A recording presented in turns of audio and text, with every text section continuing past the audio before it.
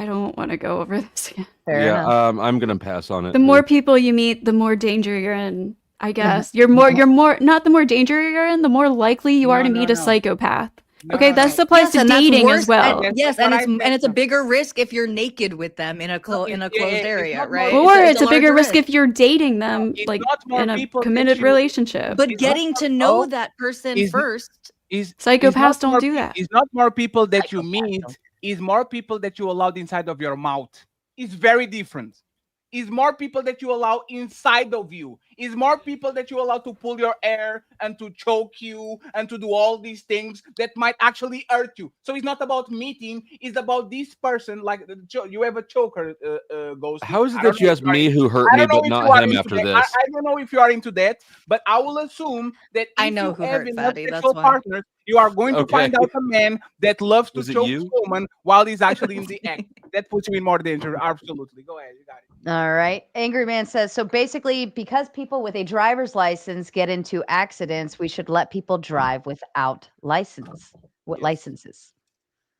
right. I don't know how that's a good analogy. That's not what we said. People are good drivers. I feel like that's the opposite of what we're saying. No, but again, the point is just because there are also some negative outcomes for people who are doing the right thing and abiding by, the optimal rules doesn't mean that we can't make a comparative analysis about what is worse. Okay, here's a good comparison. So because we make people have licenses to drive a car, we should make them have licenses to have sex. Is that what Angry Man's saying?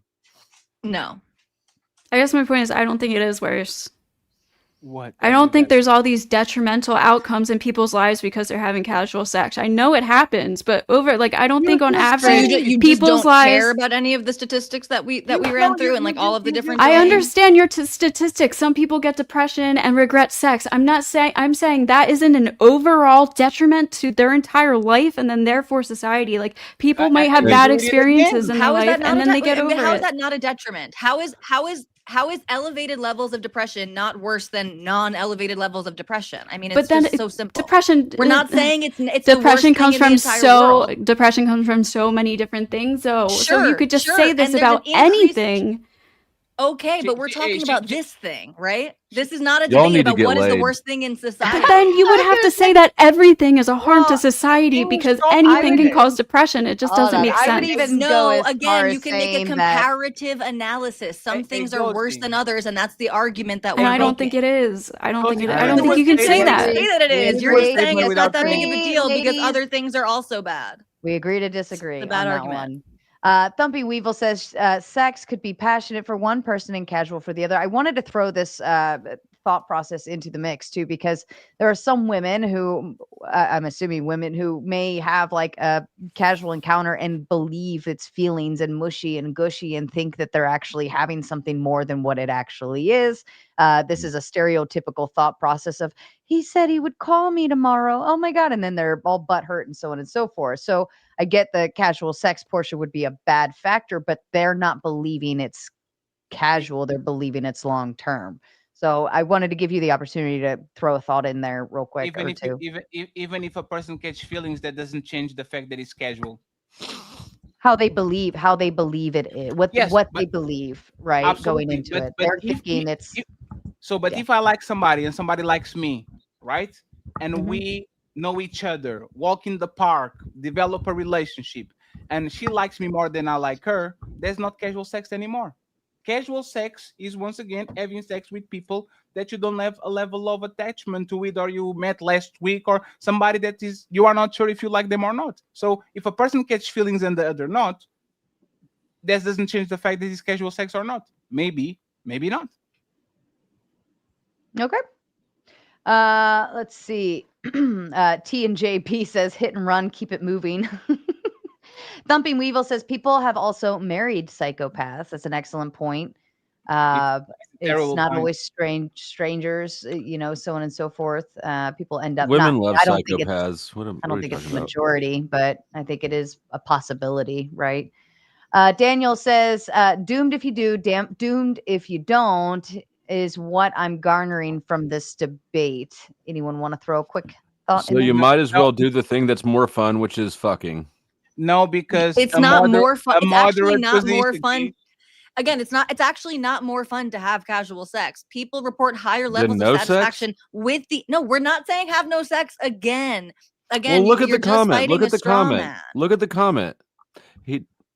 If you do, if you don't. I was responding. If you do, if you don't. And Come on. Team Sure, Captain fine. and Well, Fatty, then this person also is completely straw manning because we're not Team saying don't have Captain Oh, sex. We're everybody's saying straw manning today. We're saying people have better. We're saying people have better Look at sex all the when they are having scarecrows. sex with someone. I mean, again, I this is what agree. people. But Okay, so there yeah, we go. but again, it doesn't Wonderful. mean So it's a it's harm. better to not have casual the sex. person It doesn't just because something is better, it doesn't mean that something else is a harm. It means But that the there's- other but- thing is worse in a the part- comparative. It doesn't mean it's analysis, it certainly harmful. does. Just because something's better doesn't make it not Okay, then harmful. you would have then you have to Okay. convince us that all of the things that we listed before are not actually harmful. The person that made the In an- comment made it the zero-sum game. It's not a zero-sum game. Our position is moderation. If you practice sex with moderation, with people that you actually like, Does oral that count? I'm aware of this. nobody's going to shame you. Nobody's going to say, "Look at you having sex 173 times with the same person." Nobody's All saying right, that. let's move on and make it a little more quicker on your responses. Everyone gets one quick response, she and then we've got everybody waiting backstage to come play as well. Tom Carpenter says, "Be like Tom, just say no more." Thank you, Well, Tom. Daniel says, "At this point in our timeline, Aldous Huxley's Brave New World has come to pass. Sex is purely recreational." I would be agreeable to that. Anybody disagree with that? Yes, kids don't come from sex. It's recreation only. Nothing No, happens. no, I Nothing don't agree happens with from that. sex. Relationships don't Well- bloom from sex. Well, hold on, Families hold on, don't bloom hold on, from hold on, sex. hold Well, on. And maybe I don't know what you hold on, mean. hold on. I'll add some pushback to that because I think it's like almost 50% of kids are unplanned. So that means they were participating in recreational sex and oops, a baby happened to come from that. Oh, Right. that's what you mean. So Okay. Sarah, what is purely? Means that is pure, right? Means that is 100%, right? Yeah, I think that's what I was getting at. Is I There don't are think all grades Or of sex that is you like use that. it purely means that it's only used for that. So the answer I mean, there are is grades not, of purity, because but sex leads Yeah. to other things other than just recreational use. We are not even dolphins. Sex as other things other than recreational use. You use it for a lot of things, even today in society.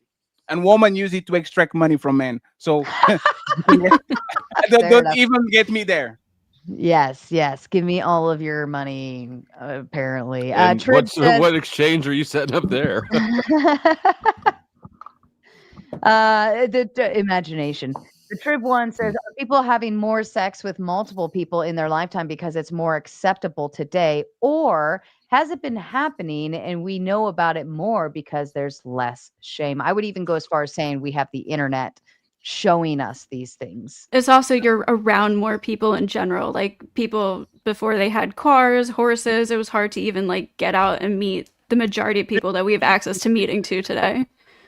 Gonna saddle up. The Okay, horse so and wait. go get some So you guys, hold on. So you guys co-sign? You guys co-sign Tripp's comment? Is Co-sign that what what? I'm hearing? It's likely that Trib's more people comment. have more sex today. That's not Hold to say on. that people didn't have a lot of sex back then. Hold but on. more, yes. I don't co-sign Right. So it. I don't you know are one way or the co-signing the other. second part that it's been happening, but we know it more now because there's less shame. Is that our Ghosty? Are you co-signing that at least?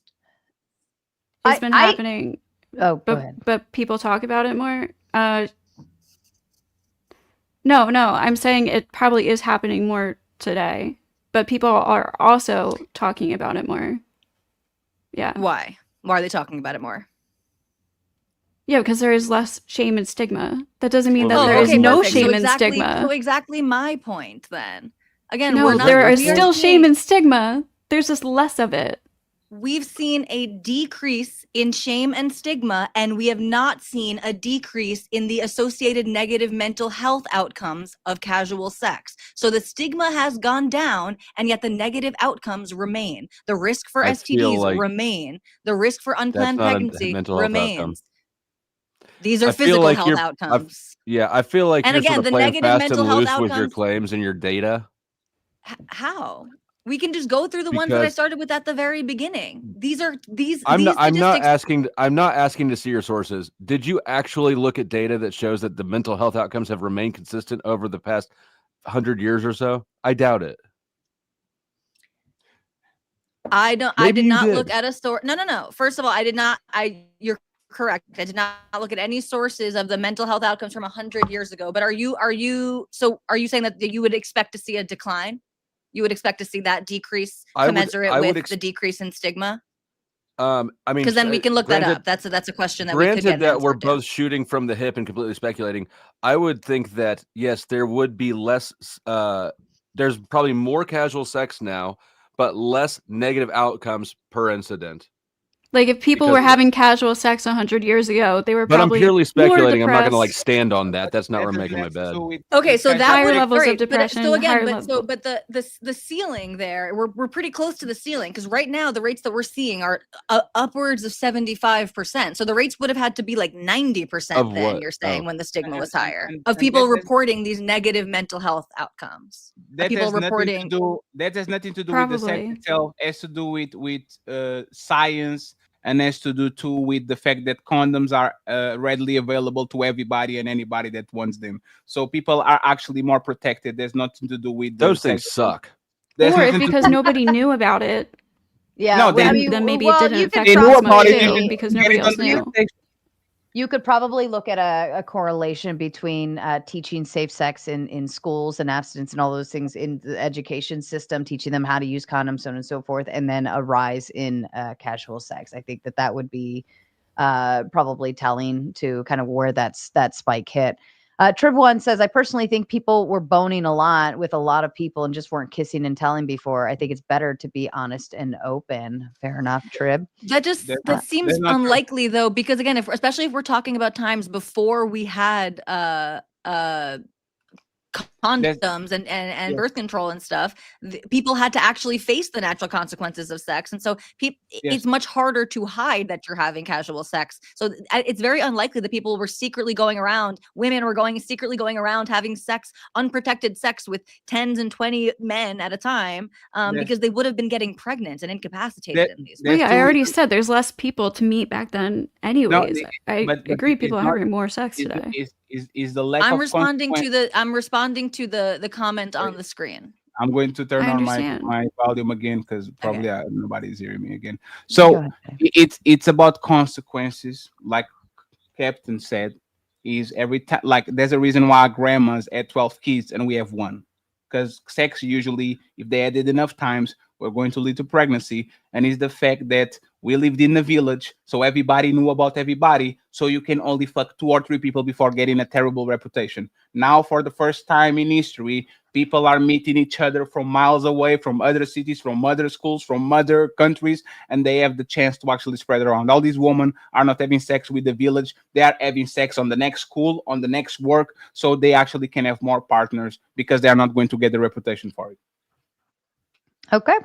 Teletubbies are ruining society more than global warming. Global warming is more of a negative on society than casual sex. MAGA's lack of accountability is ruining society more than global warming. There's a lot built into that. If anybody has a response, if not, I'll move on. We have 2 more. Yes, pass. I thought it was climate change, not global warming. It has to be climate change because global warming didn't actually come to pass.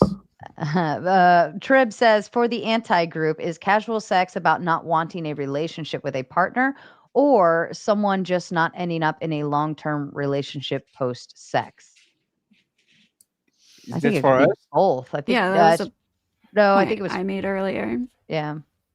No, and we answered it earlier. It's the former that we're talking about. We're not blaming people for relationships not working out. We're not saying that you have to stay with someone, because you get into a relationship, you need to stay in a relationship with someone. We're saying the intention of having sex with people that you have no emotional connection to, you might not even have emotional or romantic interest in, just having sex for the sake of having sex. That's what we're So you're saying people need to stay in bad relationships? No, that's not what she said. You know that I just said the exact opposite, right? Are you making a joke, Dusty? Okay, he's making a joke. Okay. And final one for the night. Good one. And if you have a membership, go ahead and hit that meme because Chuck says, all I know is I'm fucking the moderator. I love you, Chuck. All right. I believe it is time to open up the panel. Anyone hanging out backstage, feel free to hit that restream button and collect your credits on your end so that you can shine this light over to your own audiences, you are more than welcome to do so and have some fun with it too. Let's go.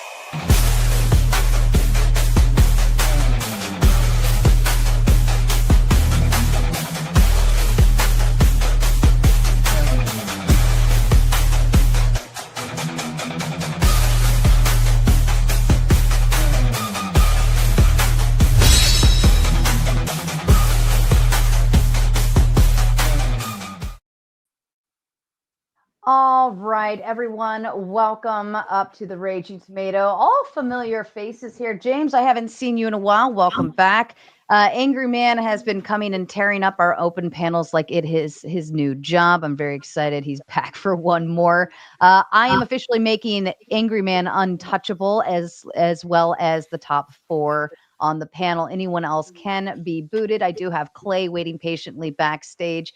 And again, you are all welcome to dual stream if you so choose.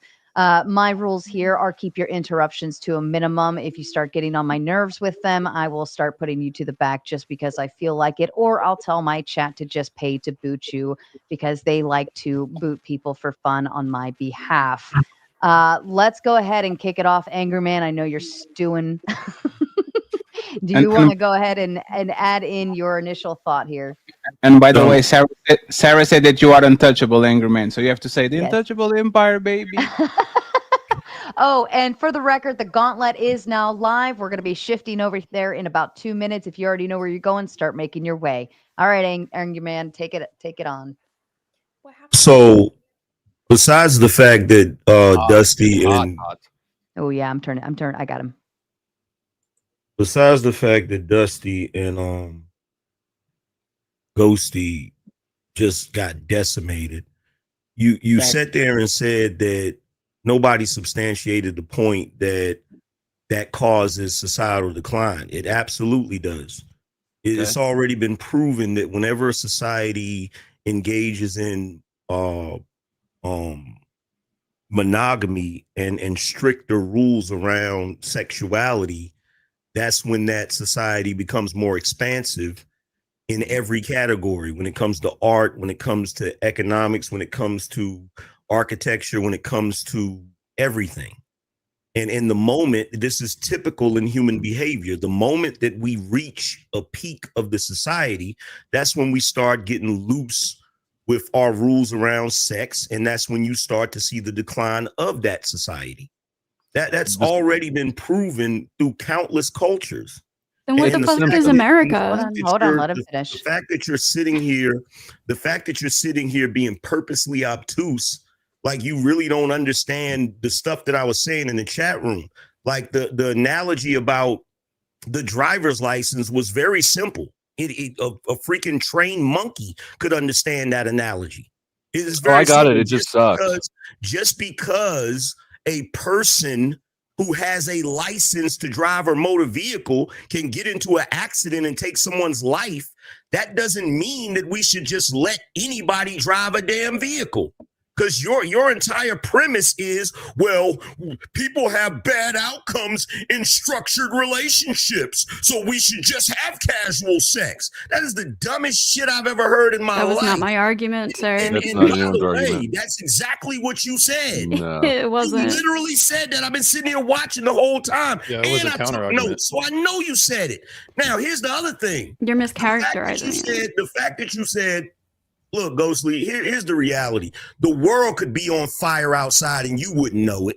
Let's just be real about it, okay? You're a smart frog sitting in an ever increasingly hot pot of water. You don't know what you're talking about, okay? Why is it that the more liberal societies are the more successful ones? Dusty, I got you in a second.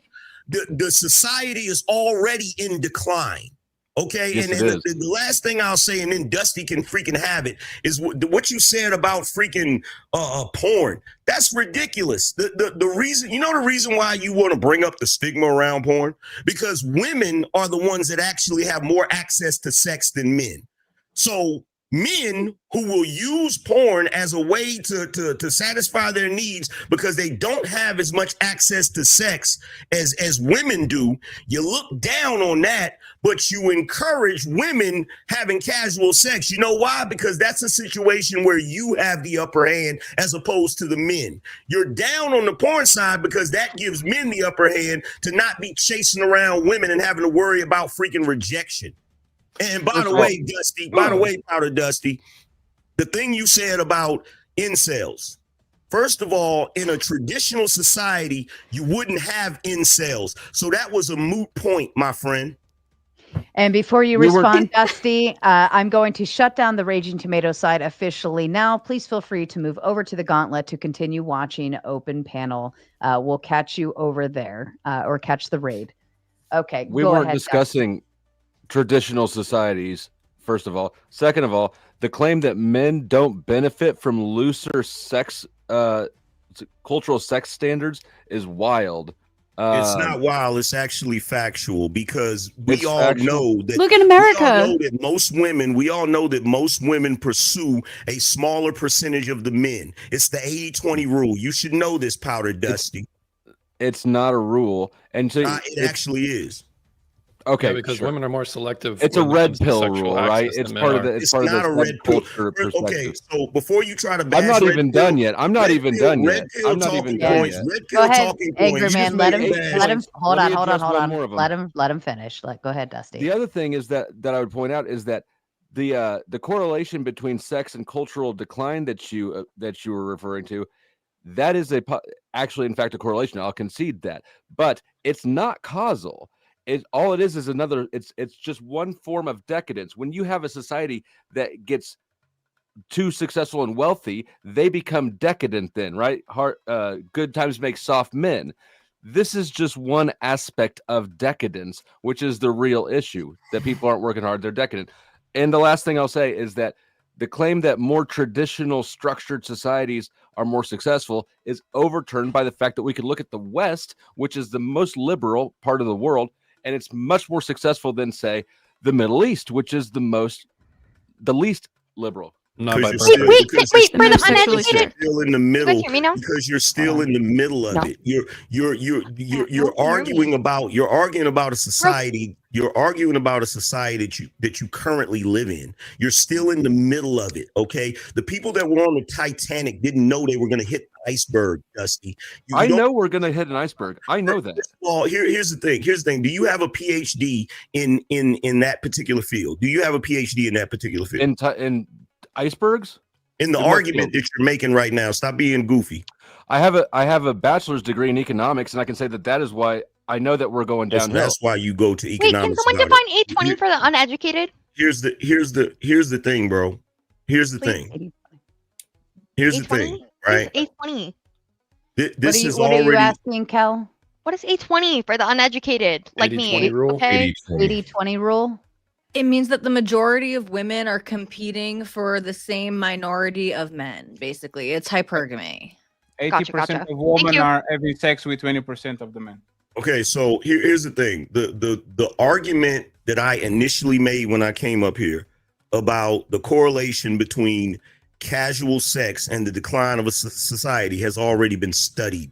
Powder Dusty, 86 societies, 80 uncivilized and 6 civilized societies over the span of 5,000 years. And that is exactly the conclusion that was made about that. It is the say what?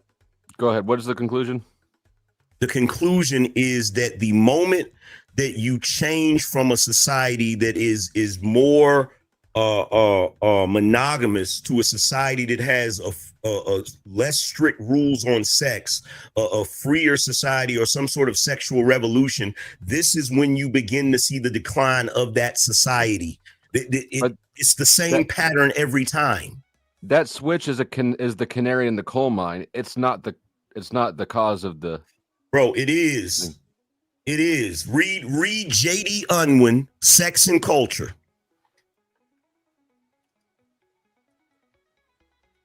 Give me your source that backs up your point. Give me your source that backs up the fact that casual sex doesn't matter in a society. Give me your source. I didn't say it doesn't matter in a society. Give me your source, Dusty. I said it's a symptom. You don't know what decadence. you're talking about, bro. You don't have a clue what you're talking about. You jumped up here to have an argument and you didn't even do any damn research, did you? Dusty. I didn't. I don't. Let me ask you a question, Dusty. Mhm. Let me ask you a question. Which do you think builds greater bonds? Instant gratification or delayed gratification? Better bonds? Yes. Come on, Dusty. Don't come on, Dusty me. I don't know that either of them. Oh, do. God. He's running from Here me. we go, man. You can't answer. Now we know that you're simple being questions. dishonest. You see what I'm saying? Now we know we're being None of us dishonest. have said Delayed he has. gratification. Checkmate. The This is a question might have been asked. cross-examination. He doesn't want to participate. Checkmate. He has been saying the whole How is time that that connected relationships are. How does So delayed why- gratification Hold on. build any bond at all? If I choose to not spend money today so that I can have an interest build and spend it tomorrow, that has nothing to do with a connection. Are Angry you Man- saying and no, delayed Angry Man caught you. gratification They're not does bonds. not create stronger bonds? Is that what you're saying? I'm saying it depends on what gratification you're dealing with. No, but he caught you. He caught you because you said during the debate that the problem wasn't sex, was connections. So if the problem is connections, long-term bonding actually is going to bring better results. So motherfucker, he caught you. Checkmate. If Yes. we're talking Exactly about what you sex said, Dusty. only, I wrote it down. I If we're got talking notes. about I sex wrote what only, you said all down, right. bro. Go ahead, Flo. Did if you we're talking wanna about explain sex, then yes, typically it would. It might work the but other way that's not- around. Wasn't that what you were talking about? When? Not just now. I didn't know Not Flo just said now. the debate, bro. Right now, I don't know what part of the discussion you're thinking of when you're asking me this question, but we were The just talking entire about debate is what about we were just casual talking. sex. What we were just talking about was societal decline. Yeah. Because of You casual are sex. gaslighting him. This is what happened. We were You are talking about gaslighting casual me. sex. We were talking about casual sex, Mhm. and Dusty made the point that it was not about sex. What about connections? So Angry Man asked, is it long term? Like, what brings better connections or better bonds? Is the short term gratification with this casual sex, or is the long term? And you couldn't answer because if you I answer can this answer it question, now. Thank you for refining the fucking question, Fatty. Here, let me give you the answer. Oh, so now you If- understand that. Yes. So It what depends. brings better? Let me answer the question, Fatty, with your dumbass hat. Go it ahead, Dusty. depends. You It douchebag. depends. If you Surf wait boy. too Go ahead. long, if you wait too long and delay that gratification too long, somebody's going to back out of it. So you can't wait forever. But if That you was give not it the up question. immediately, you're not going to have a That connection. wasn't It what was I not the said. question. What- Answer the Hey, question. listen to what he Hold said. on, hold on, Listen hold on, hold to on, what he hold on. said. I think It was not the question. He just gave you the layup. James, do is- you wanna hold on? James, do you wanna offer the translation there? Yeah, because think he you said understand. if you do it too early, you're going to mess everything up. But that's the definition of casual sex. But if you wait too long, then you don't get it at all. So basically, One what second, you're doing, please. so basically If what you you're recall, doing, if you recall, so Wayne, basically- Hold on, hold on, Hey, hold on, hold Sarah, on, just hold one on, second. I hold just on. want to You're make sure- all going, Fatty. I think you want to respond. Tally does as well, and please. then Angry Man, and everybody Yeah. else shut up for now. So delayed gratification means that you still get it in the end. It's called delayed. It isn't called canceled. So Daddy. once again, y'all are. This is my problem How with this long shit. are you going to Now, hang around Hold on, and Hey, Flo. no, no, no. Can you Let stop? him Can you stop? finish. Let him finish. Fatty. Y'all keep accusing the other motherfuckers of debating to win and never concede on nothing. This man said clearly delay means you don't get it now, you get it later. And instead of actually tackling the delayed, no, because if you wait too much, you're going to lose. You don't get it at all. The way you say That y'all is is the answer. pride. That is the fucking answer. There's a sweet spot there. There's a sweet spot. Oh my But God. you can overshoot it for sure. He That's has never crazy. How long denied that are relationships but aren't Dusty, preferable wait, to wait, casual sex. That doesn't mean casual sex is bad, though. That has been our point the whole time. Yeah, Tally. but by your own Absolutely admission, means by- casual sex is bad. Tally, did you want to chime in there, please? Yeah, well, I just wanted to say, so again, to this argument that it's not the sex itself, it's something else that's leading to the decline. Dusty, you seem to be familiar with psychological research and stuff like this. So I'm assuming you know about like a moderating factor, right? Or a mediating factor. So you might have this effect. A mitigating factor. Mitigating was okay, but when we're talking about statistics, so you'd be having a moderating factor or a mediating factor, which means that it mitigates, right? But not necessarily makes something. Okay, basically, you could have a relationship between two things, and you could have. So that might be true, right? It might actually be the lack of connection is directly connected to this decline. However, you can have other factors that influence the amount of decline, that exacerbates it, makes it worse, or makes it better. And so we are saying that, yes, maybe it's lack of emotional connections that is connected. That's the direct effect. But there could be a moderating factor of casual sex that actually makes it worse. Is that possible? Can you entertain that possibility? Slow to respond and then to Angry Man. I can entertain that. That's the whole thing. I think that puts us much closer then in our understanding of what could be happening here. Because again, Fatty and I are not saying that it's the number one driving factor. We're saying that this is a net negative. Well, it's having an influence. The prompt was saying it's the factor, or it implies. Well, again, I clarified this with Sarah, and so maybe we should have focused more on the semantics in the beginning. But like I said in my opening too, I when I heard the framing of the prompt, I said, well, I don't think it's the worst thing ever, but I do think it's a net negative. And she was like, well, yes, that's what we're trying to get at, whether this is a net negative on society, not whether it's the most pressing thing. Okay, right, but it seems like Dusty might what? I think that if there's a net negative. I think that I think that we could probably all agree that it's not the thing ruining society, but it is a net negative. So I really don't think so. I think you win the debate. You can see the debate. Right. Angry Man, go ahead. So here's the thing, right? Y'all in this entire debate, y'all have been conflating a lot of things, right? No one's saying that people have never had casual sex. People, of course, have had casual sex.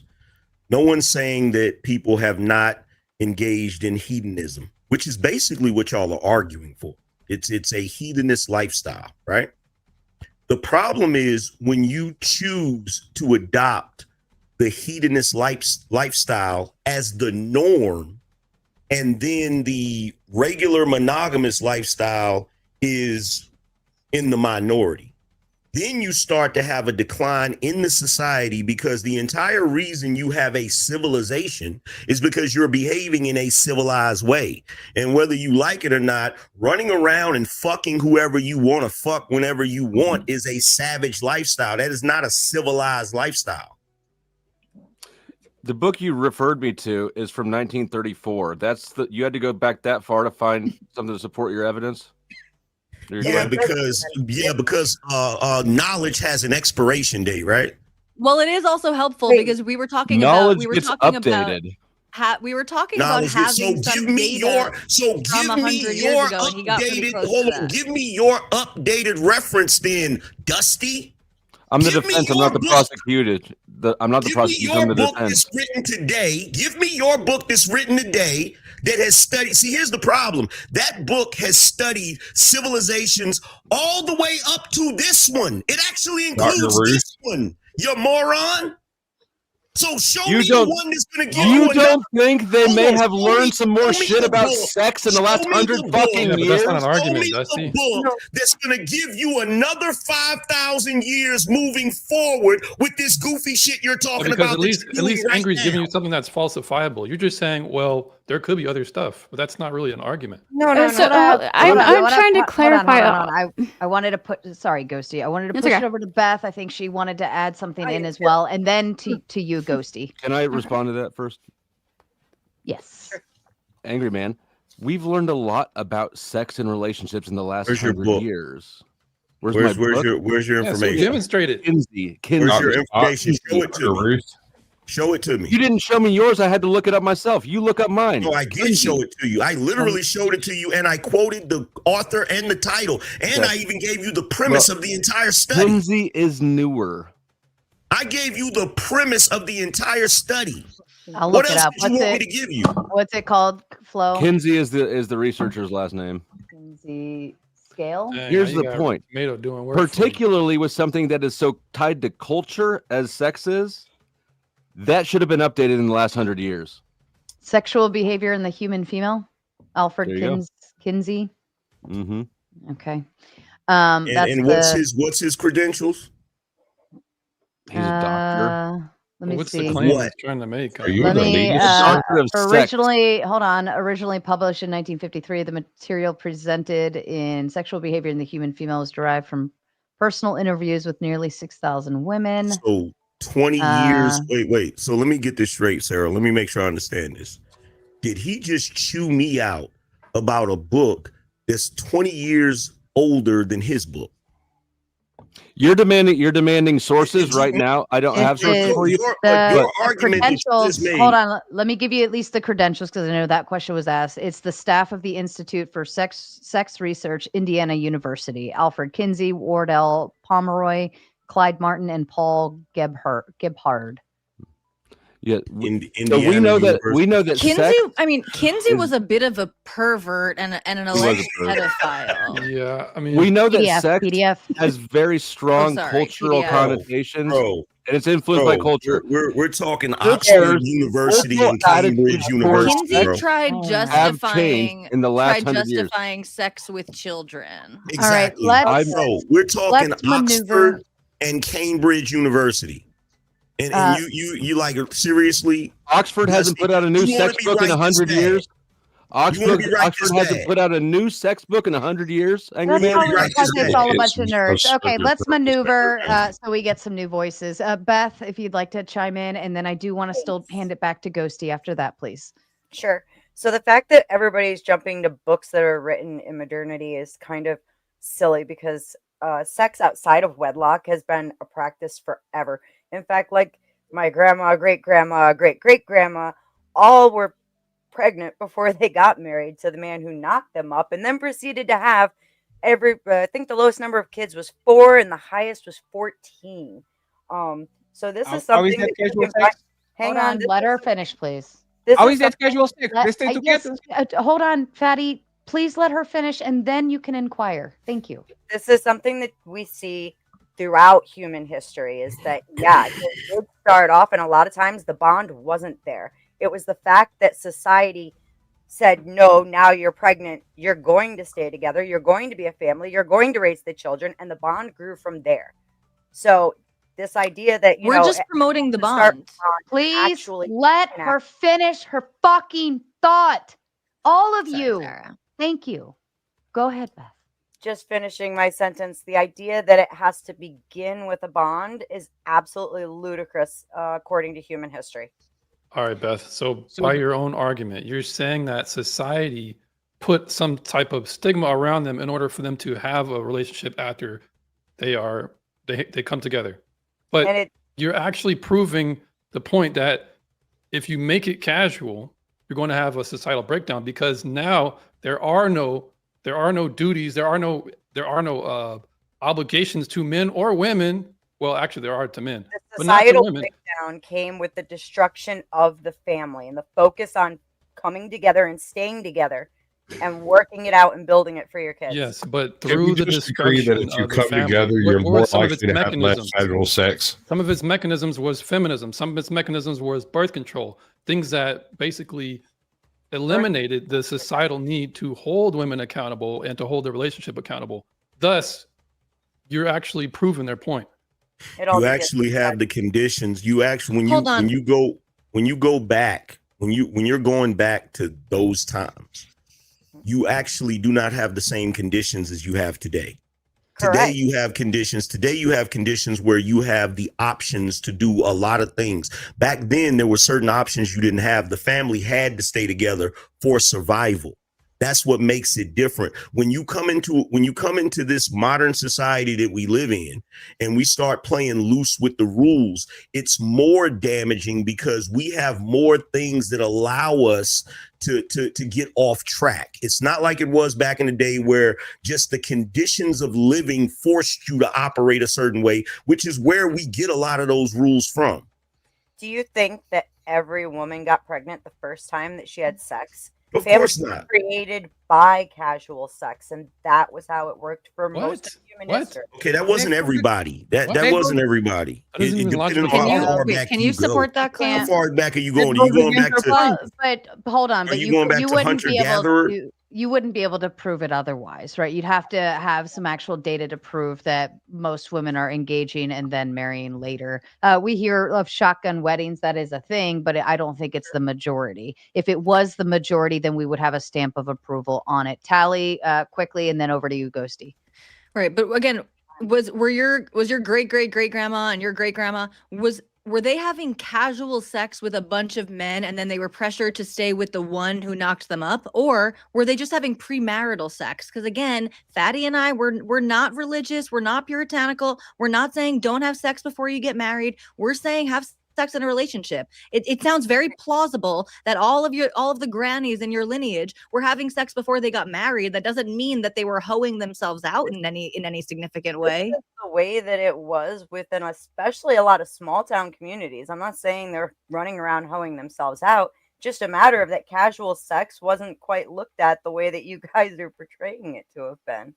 And anybody well, then you're saying it would have been portrayed even worse. You're saying it would have been portrayed even worse because again, you talked about all of this societal stigma and pressure that was put on the people to get together once they were pregnant. So, and everyone here already acknowledged actually that the stigma against casual sex has decreased over time, not increased. So you guys are just contradicting each other with your claims. Pregnancy and casual sex are not, or what am I thinking of here?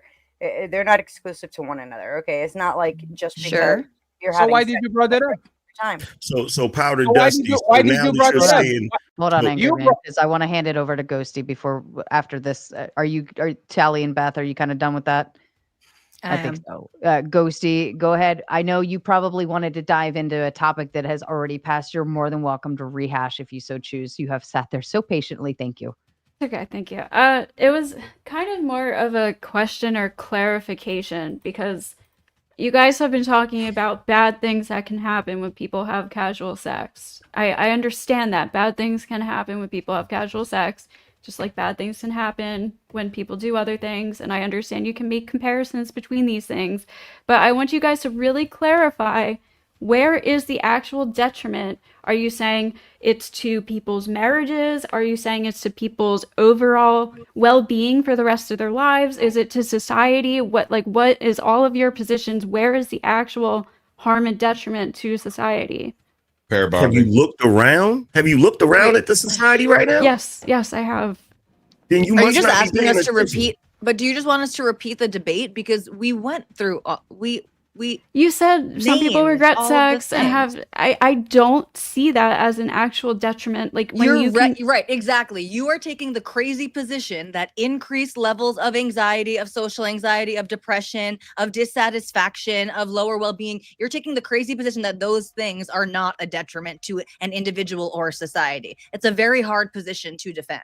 No, you can it's say not. it's not the worst thing ever, but to say that that is neutral or even good is it's a ridiculous position to try to defend. It's obviously a net negative. It's not, because again, like I said, there are so many things that have all of the same exact very negative outcomes for people, and those things are not an overall detriment to society. Like I said earlier, when we were talking about people in relationships who end up having breakups or divorce. Finish. They end up having breakups or divorce or terrible experiences, etc., which can happen from dating.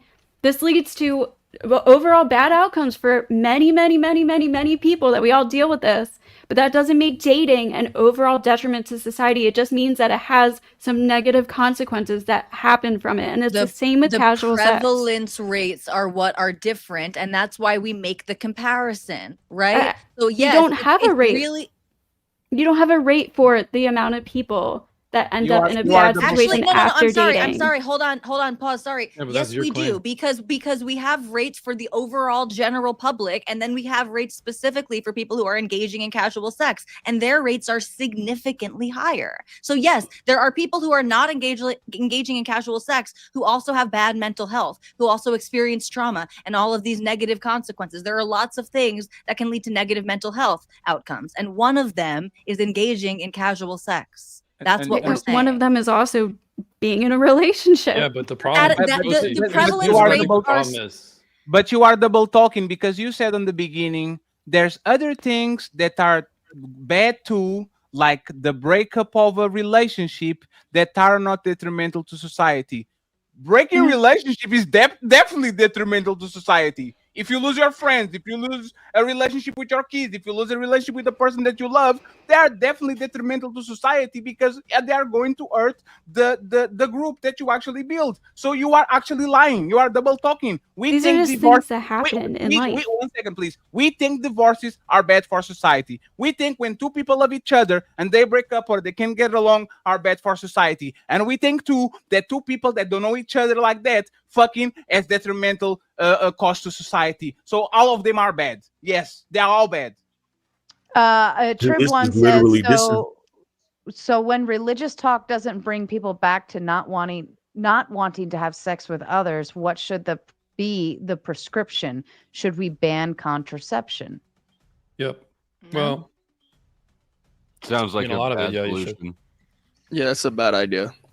But no one's prescribing this, and no one. I don't even get this. So if religious talk doesn't do it, who made religious arguments on this entire panel? Like, Well, it you know just what? hasn't happened. What I I've- took from Fatty and Tali. Captain. Tally, what I took from their argument, because what's crazy to me is how everybody keeps mischaracterizing it. If I'm incorrect, you correct me. Their argument is you're swapping. You're making casual sex the norm and structured sex abnormal. That's what makes it problematic. They're not saying that casual sex can't exist, but you cannot make it the standard, because when it becomes the standard, this is when you start seeing the societal structure breakdown. The entire point is that you have rules for a certain reason. Now, notice y'all brought up the single mother epidemic that we have in this country, and I'm pretty sure you're going to pretend like you don't see the statistics of children that are raised in single mother households. Did y'all bring up those statistics, or did you ignore them? We touch on that subject and then ignore them completely, saying They ignored them, right? But Yeah, yeah, 'cause they it's ignored them. indefensible. It has already been proven. It has already been proven that children who grow up in a structured family with both parents are way more likely to grow up to be well-rounded people in the community and repeat the process. This is literally how we have a society with that structure. Like, for instance, I'll give you a prime example. Dusty, we were talking about licenses earlier, right? Mhm. You drive around in your car, right? Mhm. Do you have to have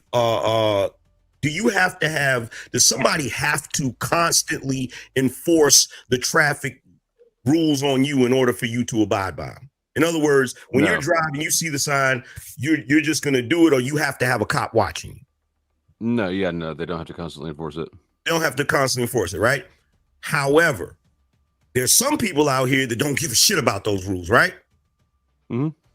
Okay, so the problem is when you start to have a breakdown in the rules, it may not affect you. You may not do anything that's going to cause a detriment to the society, but there are individuals out here. The rules have to be enforced, otherwise they're not gonna. It's like my father used to say. My father used to say, a locked door is just to keep an honest man honest, because it's not going to stop a crook. The kids that are Stop. suppressed the hardest Stop.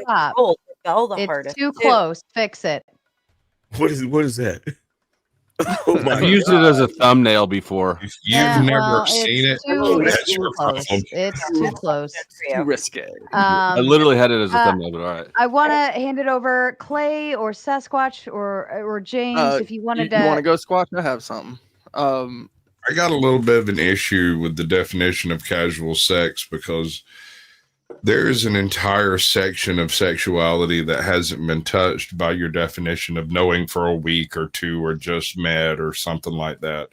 There are also the divorcees, the widows, and the various other people who do this sort of stuff with people they've known for years rather than going back out into the dating scene. Now, y'all let y'all's imagination run away with that, but just discuss. Yeah, but even though the scientific classification that Tally brought doesn't exactly follow that, the definition of casual does. If you want to just agree on a definition, because sure, I'm just saying we're talking about sex and the casuality of it, not so much the I've only known them for 2 weeks thing. Yeah, but it would still fall under casual, because if I just type up casual on Google, it just says informal, relaxed, and not serious. Yes. So Well, that would still fall under that purview. Well, what if That's the- I feel like sometimes that could be one person's perspective of a relationship, whereas the other person thinks they're completely in a incredibly strong relationship and they're in love and so on and so forth. I mean, we've seen this teeter-totter in relationships and, you know, things on the ethernet of women complaining like, he told me he would love me, he said this, he said that, and then come to find out he was just having fun, right? Yeah, and you're right. Just because there is a subjective metric that one person would view it as casual and the other one wouldn't. Let's just say a player who's saying, you know, I don't want to take things too fast, and the girl's like, you know what, I'm gonna change him. Yes. Well, no, I'm saying deviation. even if he rolls with it, right? He just tells her what she wants. Like, I'm not saying all men do this by all means. Even if I'm he's just, love bombing or something. right. I'm just saying if she's made to You look beautiful tonight, believe- Tally. Oh, that's so sweet. Thank you Even so if she's made to believe that this is the style of relationship, and then, you know, however long later he gets in her pants and then poof, disappears, right? Like, she believed that it was something meaningful, whereas to him it was just casual sex. Yeah, but then that's why what's really implied here in this discussion is how we should prescribe it. They're arguing from a utility-based system. They weren't prescribing anything, but at the same time, what they're prescribing on the opposite end, what's implied is that we should just let it all hang out. You don't need a license to drive, basically. So their ultimate argument is even more indefensible than one who's at least trying to have some type of standard. Because yes, there is a subjective metric for both a person who might be a victim of that, but this is why we should have a standard. Yeah, I think see what you're saying. so. Yeah, I none had of a us have question said for that, by the way. Ghosty, because I'd seen you kind of allude to it in the debate, basically that pornography is a detriment to society. That's a position you hold. I wouldn't say it's an overall detriment to society. It's not an overall, maybe. so it's not. So there's nothing it has a detrimental lot about it of at all. it has a lot of bad effects. Okay, Yeah, therefore that it would logically follow that it has a negative. you guys are effect so on- black and That's a white. net Things negative. but bad. I'm No, we're not. No, you're not just black and white. I think Hold it's- on, the hold on, problem is hold on, that you hold don't- on, hold on. Let Ghosty go ahead and explain, and then James, I know you have a response to it.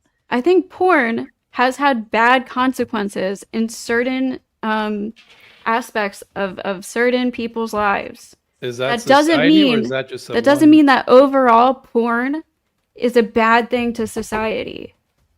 So do you think porn has typically more a male benefits thing. or how many more- people or more does porn negative? affect?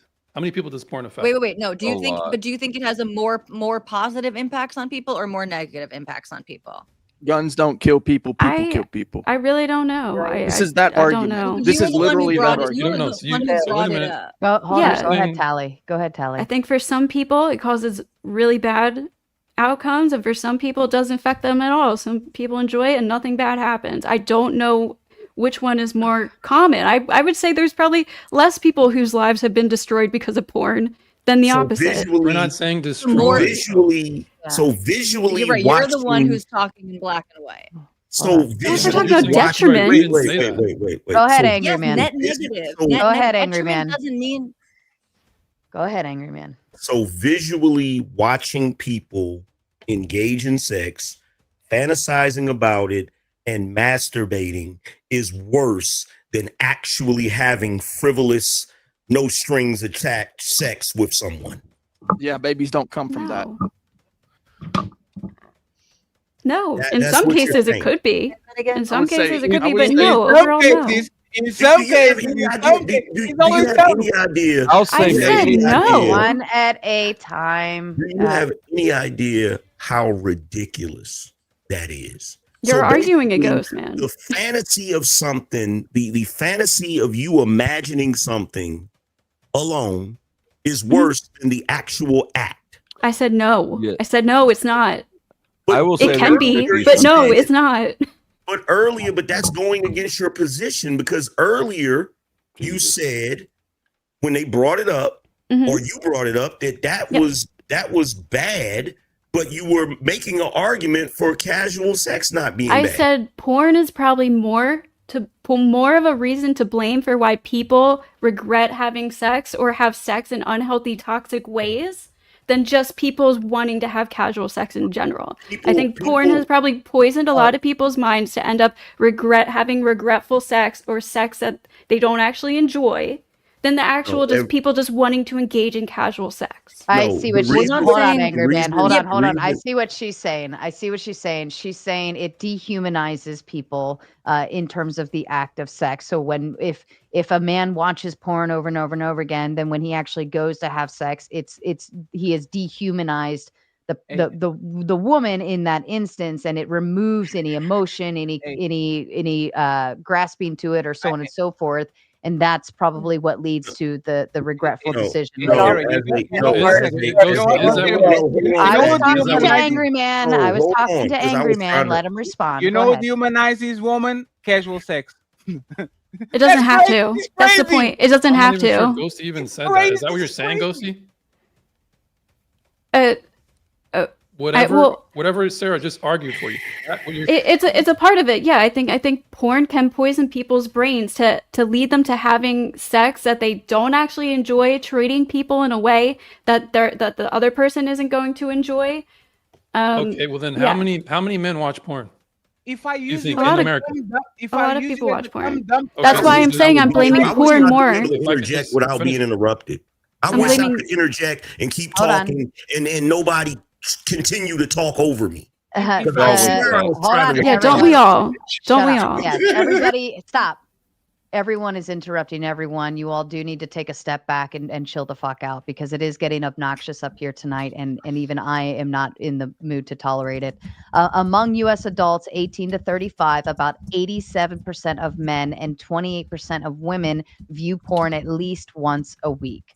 That's the stat. And that's why it's problematic, because it's something that mostly men engage in. The reason why casual sex now is empowerment and not problematic is because women grant access to sex. It's something they can do more than men. That's 2 to the only 3. reason. The only reason that all of a sudden porn is a problem, because if you have porn and you have guys engaging in porn instead of begging women for box, then women don't have as much power over men as they normally do. It's the same reason that they won't legalize, the P word. They won't That's legalize that, crazy. because if men have legal access to just pay for it, then women can't play their little goofy games that they play 24/7. So I wasn't surprised when you said that, well, porn is more problematic than casual sex. Of course you're going to say that.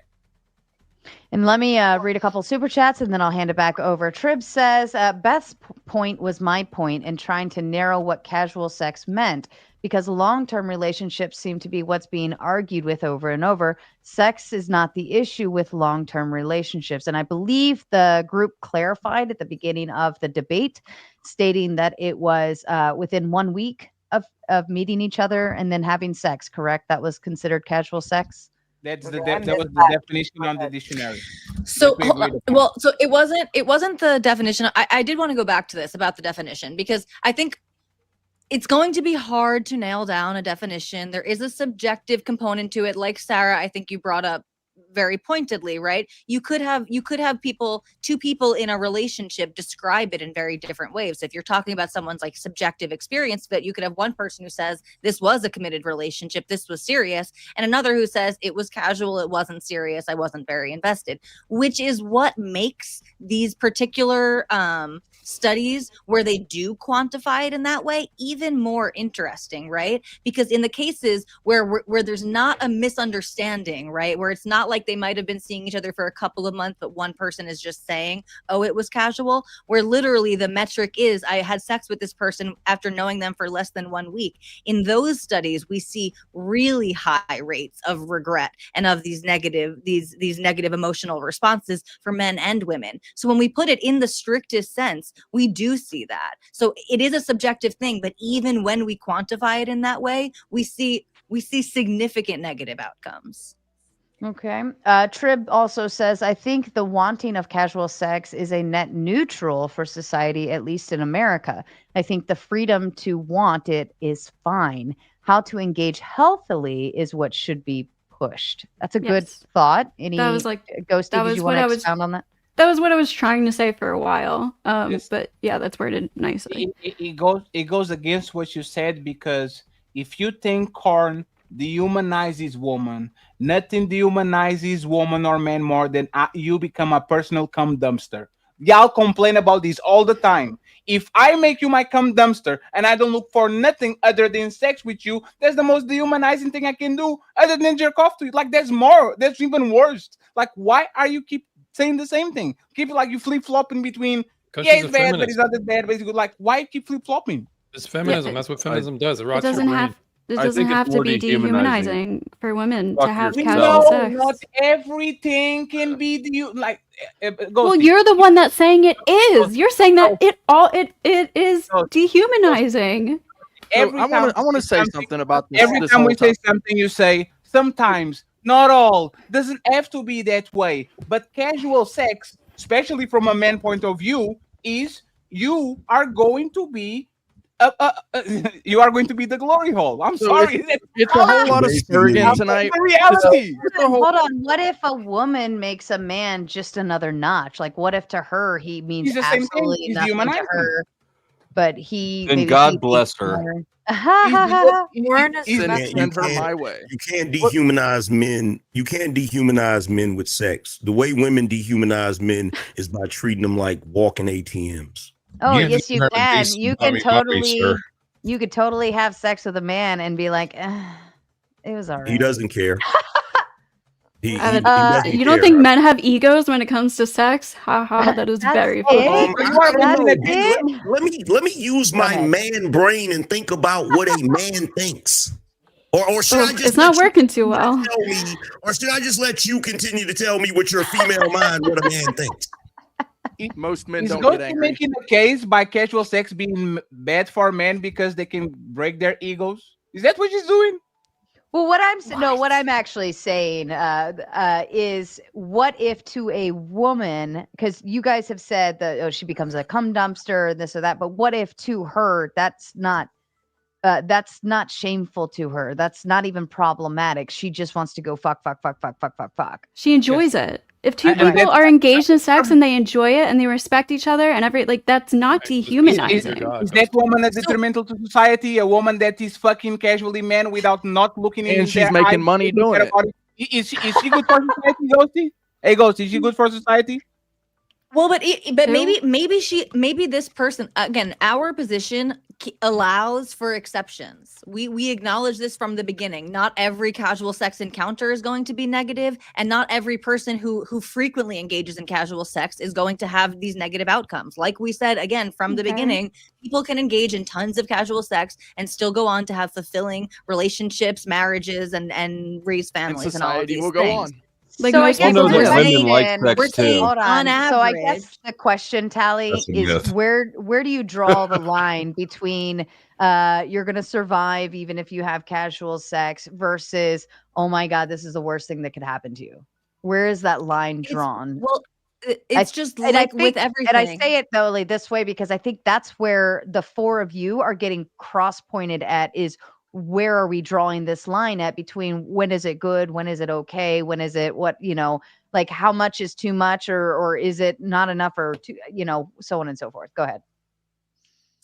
We're saying that all of these things you can only they're really only meaningful in the aggregate, right? Because any one individual could have a very different experience from another individual. However, when we do look at these things on aggregate, we see worse outcomes. So there is not one line in the sand. There's not a certain number of casual sex encounters or casual sex partners that then ruins you permanently. There's no line from which you can't come back from. But again, on average, if you want to prepare for the best life that you could have, the best advice is to have sex with people that you really care about and who care about you and who you plan to be in a committed relationship with. That's the best practice that you can set. Life is about setting yourself up for the optimal success, right? Things are always going to come up. There could be things completely out of your control that could set you off your trajectory. But if you're trying to set yourself up for success, that includes having, not giving yourself away in a way that might make you feel detached, might make you feel unappreciated, might make you feel used, that you might have regret about. Set yourself up for the most success, and have sex with people when you really care about them, when you're in a relationship, when you should be dating people to get married. If, again, and not for every single person, there will be exceptions, but this works for most people. And so it's the best advice to give. It's the best prescription to give, not to legally enforce, but it's the best advice to give people. So let me ask you this then, as a hypothetical, because Sure. we've seen all of the risk factors and potential consequences of casual sex. What if STDs disappeared? Everyone was sane. We didn't have bipolar, ADHD, bad feelings. What if casual sex was indeed actually accepted worldwide as the same thing as, like, if I went to the bar down the street to have a drink, it's deemed as like, oh yeah, you're just gonna go have sex. Cool. Yeah. Have a good one. Let me know when I get to hang out or come, I guess you could say.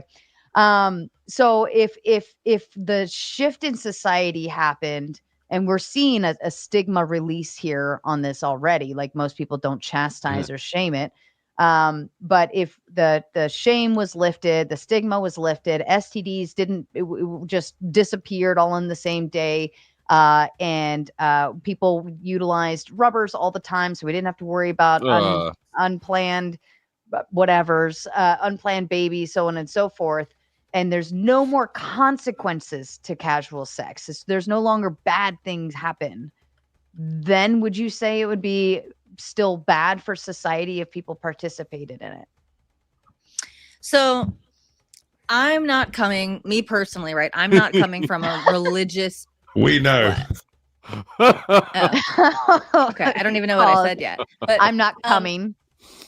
Oh, not right now, at least, guys. This is not exactly my thing. We know women take forever. Go ahead. And then Angry Man, I think you want to respond to. Go ahead, Tally. Lesbians have a much higher occurrence of female orgasms in sexual intercourse, but we can put that to the side for now. Talk about it. I'm not going to feign a religious observance that I don't have. However, I tend to believe that there is wisdom in these ancient traditions. And so I think it's still likely that even in a society where we could completely eradicate the stigma, eradicate any disease, and like we implant people with birth control that only when both people fully want to have a baby in their brains are their bodies even capable of procreating. In all of those scenarios, I still do think that people are likely to be happier when they are pair bonded, when they're with one person that they can build with and rely on and all of these things. But my argument is from a utilitarian perspective. So yeah, in theory, if you could eliminate all of these negative consequences, then my argument becomes much tougher. Okay. Angry Man, I think you wanted to chime in on that one. So even if you had all of that, you would still have a collapse in the society within 3 generations, because that's what the data shows, right? So here's the thing I want to ask all of the guys, because I hate when guys get on the internet and act like they're not guys and get disingenuous. So what I want to ask every guy up here is that when you had a casual sexual encounter, a one night stand, and it just happened to be one of the times where the woman just wanted sex and she left right after sex, are you telling me you guys were sitting on the side of the bed, clutching your covers, feeling like you were used? Yes. No, I I was a hope bit so. relieved because I didn't have to Never cuddle with happened in anyone my life. I don't particularly like. I mean, yeah. If I was, I'm fine with it. That's all I wanted to know. All I wanted to know is like, are you guys sitting on the side of the bed, you know, damn near in tears because you were treated like a piece of meat? Like, I because mean, that's a there's good people night, saying sir. that you guys disagreed with that point. So I just want to make sure. No, I think they disagreed, or maybe weren't necessarily disagreeable, but the idea that you could still shoot a man's ego down, for instance, saying it's not that big, or it was all right, or not even Yeah, but coming that's at not. all. Hurry up, Which put is it in. why, Yeah, but Angry that's not Man, the. girls are really good at faking orgasms, right? Yeah, but Because you that- guys enjoy when Honey, you think The toes they're- don't lie. Her Yeah, but toes that don't lie. that's I'm in for a the, long time. that's not really. That's Compare different. it's not comparable. that was where the conversation went. I don't think anybody disagreed that a man would be like, she used me and left, right? I don't think anybody was disagreeable to that. That was actually my point, Sarah.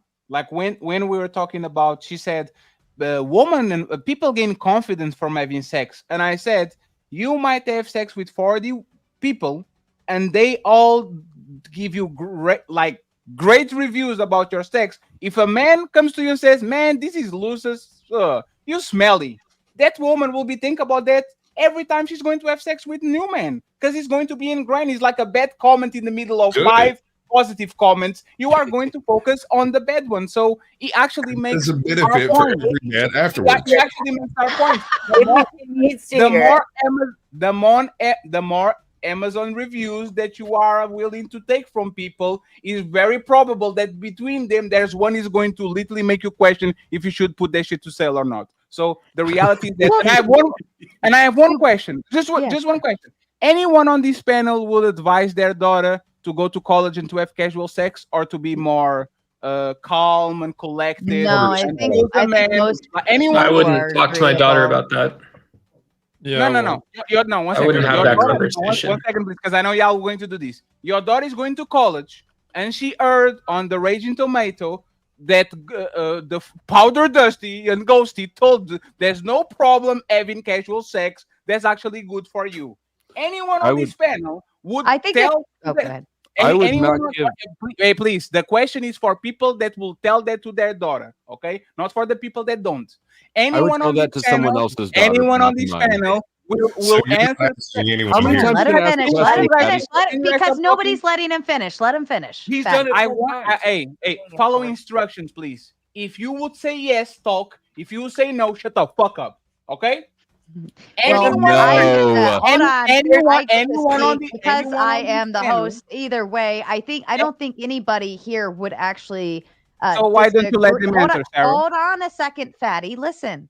Even I think Ghosty and Dusty were even agreeable to the idea that it wouldn't be the recommendation to go sleep with as many people as you can. But they're saying if somebody chose to participate in casual sex, whether it be one time or one time every 6 months or one time every 2 months, I don't know, whatever, they're not saying that it's bad, but they're not putting like a stamp of approval on it either.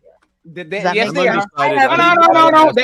Wait, 1 second. I don't understand. They're definitely improving it. I don't Especially understand. Dusty. I really I don't understand a lot of time why some people can do hypotheticals about kids burning, or you would fuck this kid, or that. Like they can go fully, then the people can answer, but people can't answer my questions for whatever reason. trying to, but I will You try never again. stop asking it. I will Stop. I will try again. Stop. Go ahead, Beth. heard- You want to answer it? I heard Go ahead, you, Beth. Patty. So I have a daughter who's in college, and here's the thing: I said, no, you shouldn't go sleeping around. However, these are the precautions you need to know about what life is going to be like there, because the thing is, she's going to make her own decisions. You said no to a certain point. You already Well, gave. why would you tell her not Right. to? You if there's- exactly. No. You just conceded. You just conceded Because the you debate. care about your child and dangerous things can happen. Exactly. That doesn't make, no. dude. It's You bad. also tell It's your over. you also tell your However, child to. Oh it my doesn't god, mean I I would thought it wasn't start- bad. Hold on a second.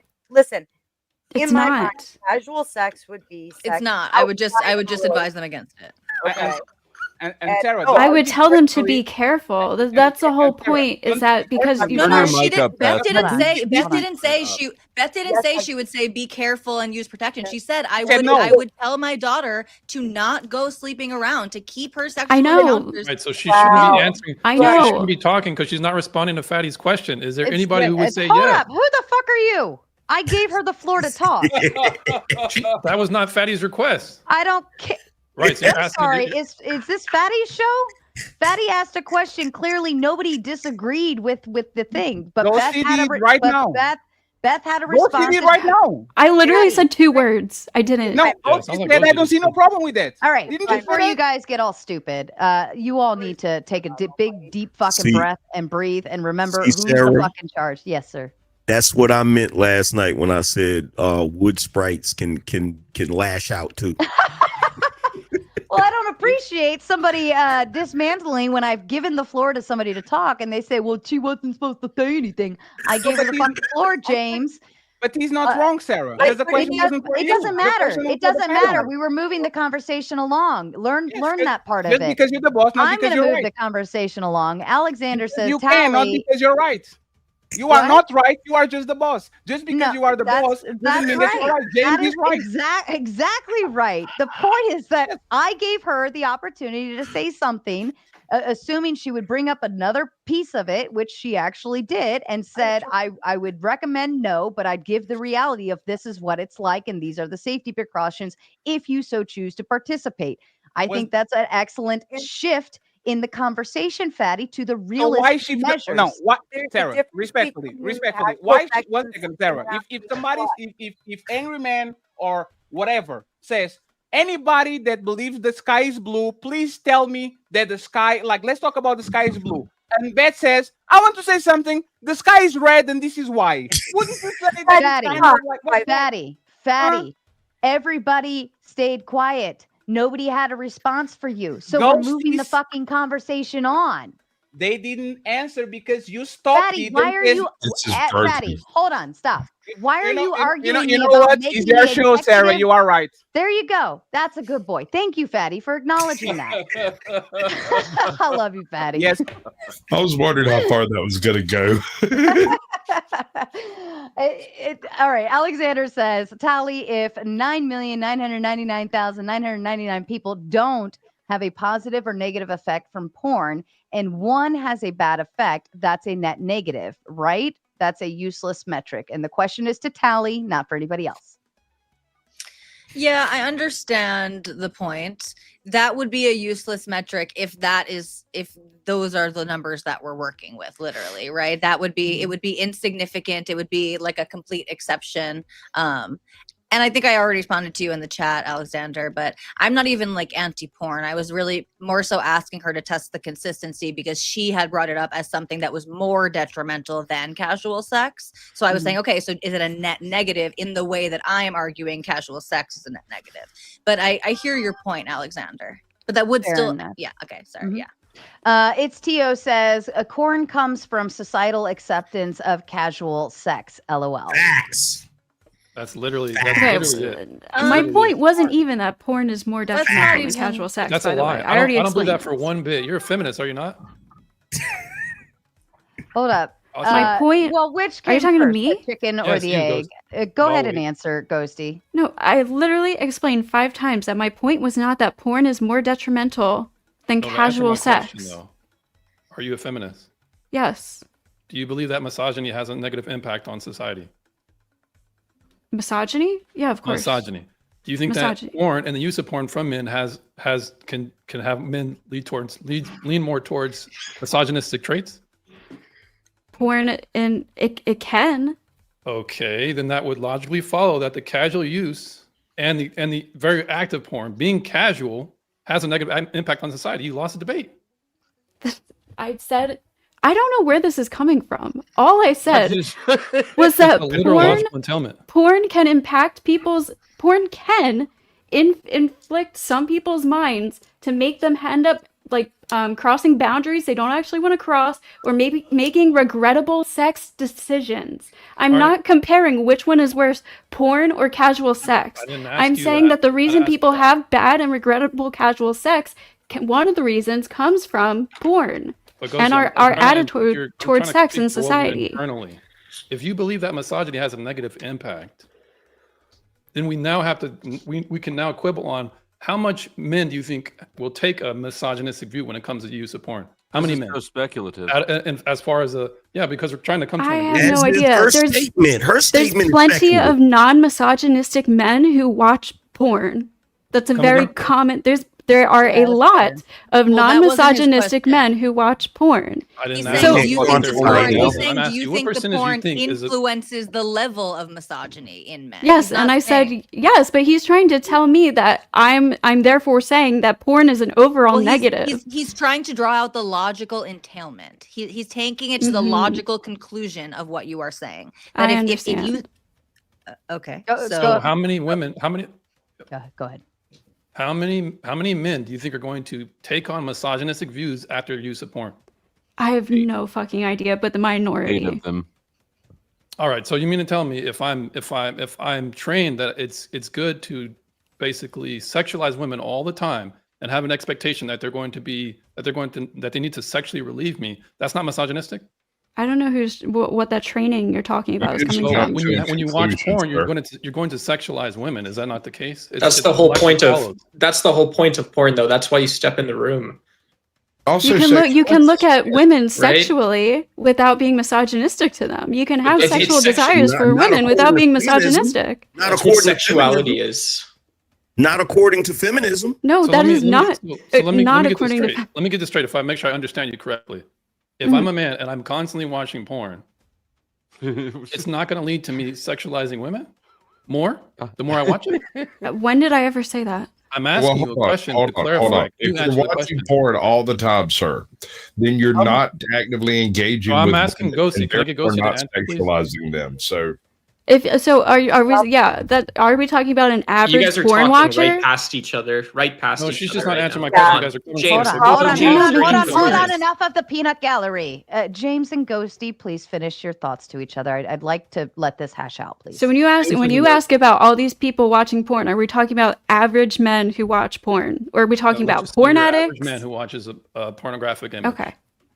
So do you think that, as opposed to a person who has never watched it, who's more likely to have an over-sexualized view of women? A person who's never watched porn or a person who has?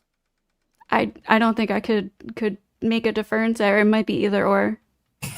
So You don't think okay, men so how have about this? natural sexualizations towards women Well, yeah, I without do porn? think they do. However, I don't think Okay. that they have. Do you think that men are going to have an unrealistic expectation if they watch porn for women? An unrealistic Yes, expectation. more of women. likely to. Yes. Okay, so do you think the more often you are to watch it, then therefore the more likely you are to have that unrealistic expectation? I don't know if that's a correlate between how much 40% of porn. practical. Listen. I don't know if that's a correlate between how much porn somebody specifically watches or the specific person watching the porn. But Like do you think it's at some least people can watch correlated? a lot of porn and be okay. So I didn't ask you. If I some, don't. think you at Yeah, least I'm not it's sure if there's a correlated. correlate there. I don't know. I think there's probably a lot of people who can watch a lot of porn. It doesn't affect them. Some people can watch a little bit of porn and then it affects them immediately. So I don't know if there's a correlate. Boy, So let me get this the gaslighting is on I'm- is next level. Yeah, because I find it hard to believe, even from your feminist view, because if you're constantly No. Hold on. Let him and her finish this, and then I'll boot him to the back. if you're constantly engaging in the I want act $2 back. of watching other people have sex, therefore giving you an unrealistic expectation of sex, it would follow that the more people do that, the more are going to have an unrealistic expectation, therefore leading to a more misogynistic view, therefore having a negative impact on society. Maybe it depends how far they take their porn. You know what I Well, then you mean? may be conceded the debate, but Like some that's not- people, I don't think I'll cook you all next, people Dustin. get like an addiction to porn. So. I'll throw you back in line in the back. Hang tight, because someone could always buy you back up. It happens. It goes back and forth. Okay, and then let me read a few more super chats, and we'll because I know we've got some responses from some other people here. that they would like. Oh God, there's so many. Kokomo calls all of us degens. We are all degens. The fact that we're sitting here talking about sex and not just participating with it with our sweet spouses says enough. Excellent idea. I gotta go. Bye, Squatch. Trib says, can I get prescriptions for both sides if they have them? I think the best prescription is to donate to the Raging Tomato and Gauntlet debate wins, Sarah. Let's just go around the panel. If you have one concise, who do you want to boot to bring James back, Angry Man? It's up to you. Anybody except for the top 4 and yourself. Anybody else is, let me drop the names for you so you can see who you want to boot. It's up to you. Yeah, get what's my man's name? Asvarin. Asvern. All right, back in line to you, Asvern. Sorry, How are you gonna do Asvern like that? I told you, James. It happens like that. Bro, do okay. you not own sleeves? Do you not own a shirt with sleeves? It's fucking wintertime almost. Bro, Hey it's, I'm in man, Houston. It's don't hot, get bro. mad at James because I'm he's just- cooking your partner. I've I'm gonna seen take James that like too. 3 times in my life. I've never seen. I'll a cook sleeve you on this next. man. I'll cook you next. Stop I it, have bro. one for you. All right, here's what we're gonna do. We're gonna go around the room, and everyone is gonna give their short, concise prescription to society in regards to casual sex and or porn. Okay, since we're on both topics, I'll leave it up to you which one you want to do. Nobody else is gonna talk while everyone's giving their prescriptions, and then you can all blabber off after that. Okay, Fatty, are you still with us? All right, he's taking a shit. Tally, why don't you kick us off? Yeah, I think I answered this already, but my prescription is not going to be legislative. I'm not looking for any authoritarian measures that are going to interfere with who people can have sex with. My prescription is to promote the idea of having sex within committed and loving relationships. Okay, that's fair. Ghosty, to you, please. I think my main point is just only have sex when you want to have sex. Don't feel pressured into having sex. Only do it if that's really what you want. And yeah, obviously try to be responsible about it. And yeah, that's what I would tell people. Don't be stupid. Be safe. That's fair. Flo? I don't have a universal prescription for sex. My advice to people could be radically different. So I will just pass and say, do what you want with your junk. There. Sasquatch? Sex is one of those funny discussions where everybody's wrong and everybody's right because of your own personal mores. For that, don't do it if they don't want it. It's not my job to keep your wife out of my bed. Oh No my great God. Good call. Angry Man, to you, please. My prescription is to bring back shaming women about sex, because that'll solve all of it. Once we get back to a space where women actually pride themselves on being chaste and not running around like a bunch of godless Jezebels giving their cooch to every single dude with $40, we might actually be able to get the society back on track. You feel me? And when what Sasquatch said is kind of true. Sex, everything is about sex except sex. Sex is about power. Ooh. All right. Beth? Not so much as a full-on but I think that teenagers need to be better educated more on the realistic emotional side of it, and I think that would end a lot of the problems because a lot of younger people are bouncing around in the hookup culture because they're looking for this magical sex and they're not getting it, and that's why they bounce person to person. Okay. Duck, to you. I'll be super concise. So sex is like violence. It's something people end up just doing, and with both, it's easy to get hurt. I think with sex, it's so easy to develop mythologies or religious ideas almost about it, irrational beliefs, and you can spend your whole life not knowing what sex is, just like almost everything else. So so be that way or don't be that way, or whatever. It's Nope.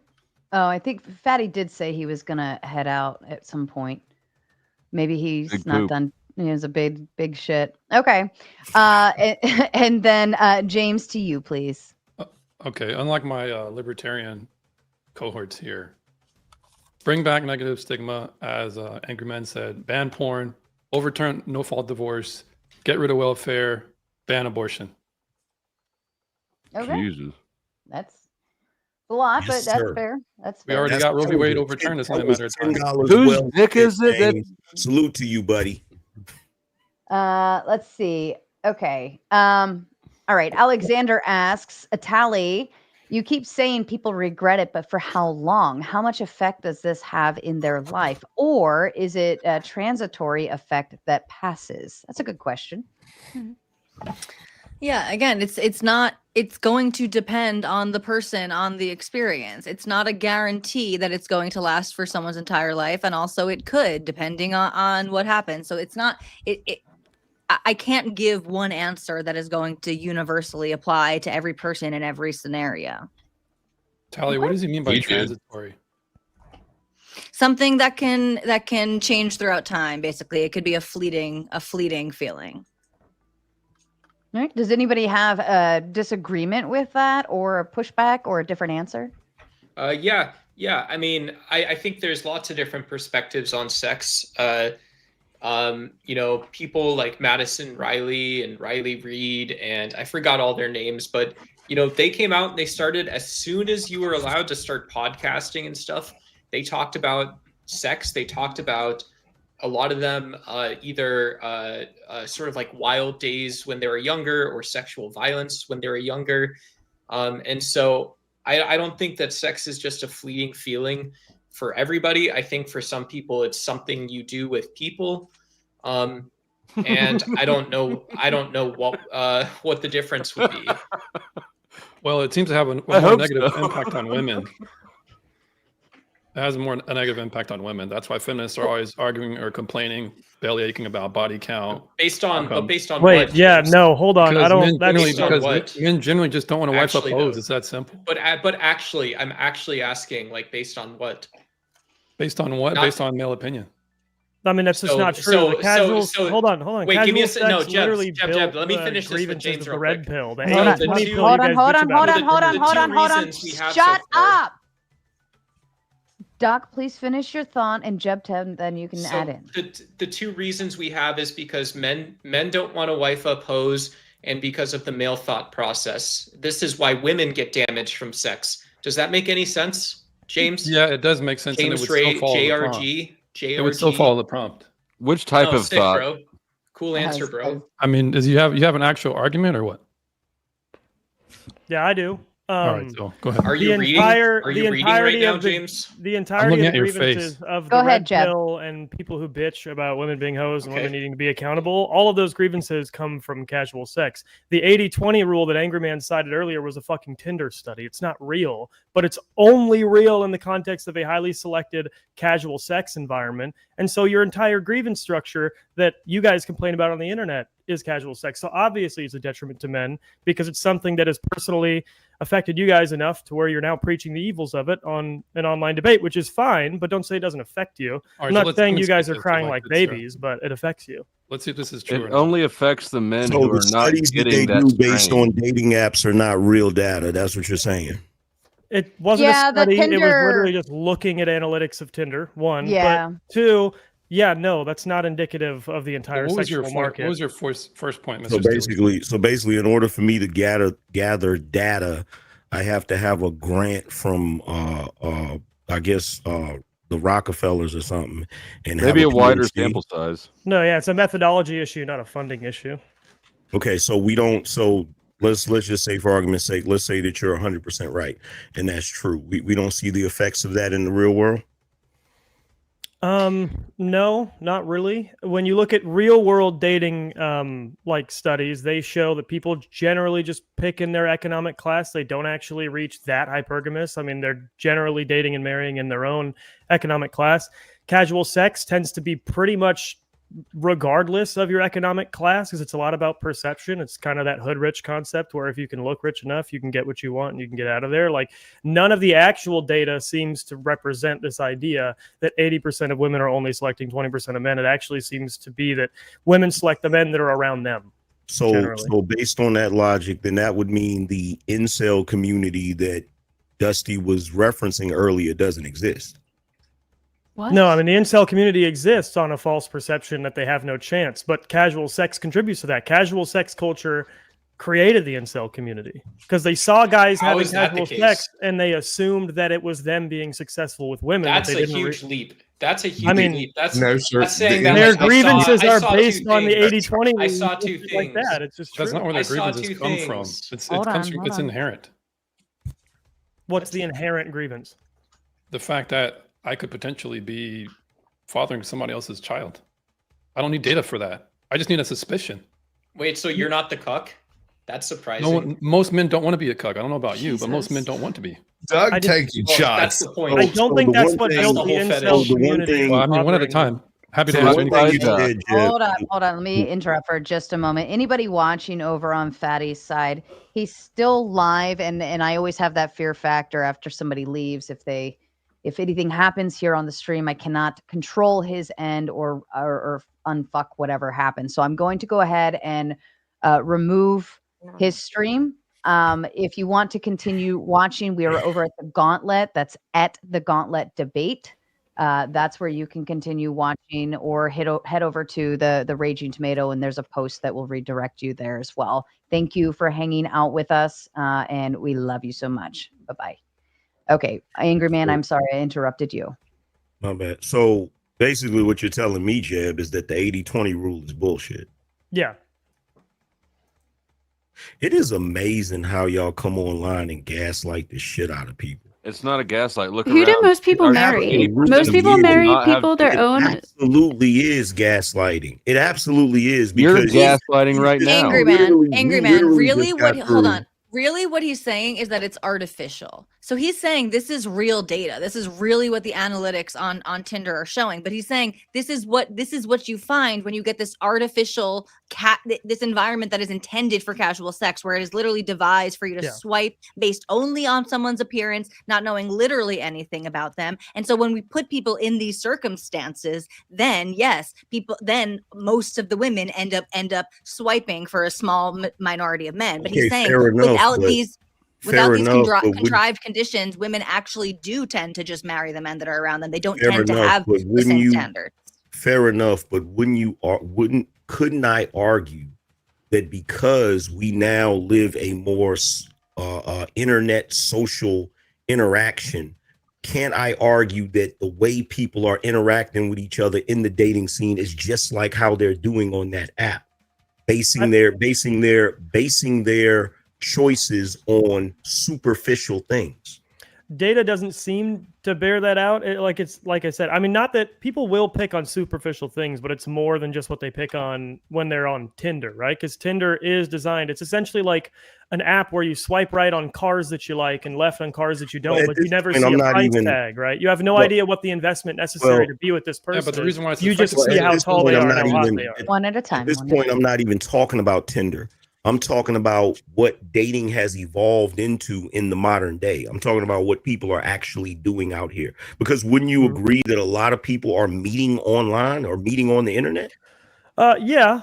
But I think apps that aren't Tinder do a much better job at giving you a holistic view of who people are. And those apps probably have different analytics, but they don't make them as public as though that one Tinder stat was.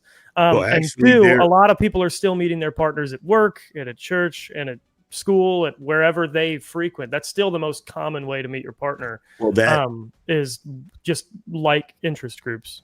Well, let me interrupt for just logistics only. I've got Alexander backstage. He does have a panel priority due to his membership status. So, Duck, I'm going to put you backstage for just a little bit. And Alexander's pretty fast, okay? And he usually doesn't linger. So I'm going to put you backstage for just a little bit, okay?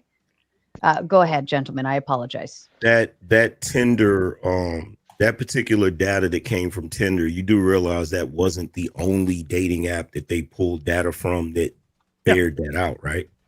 Yeah.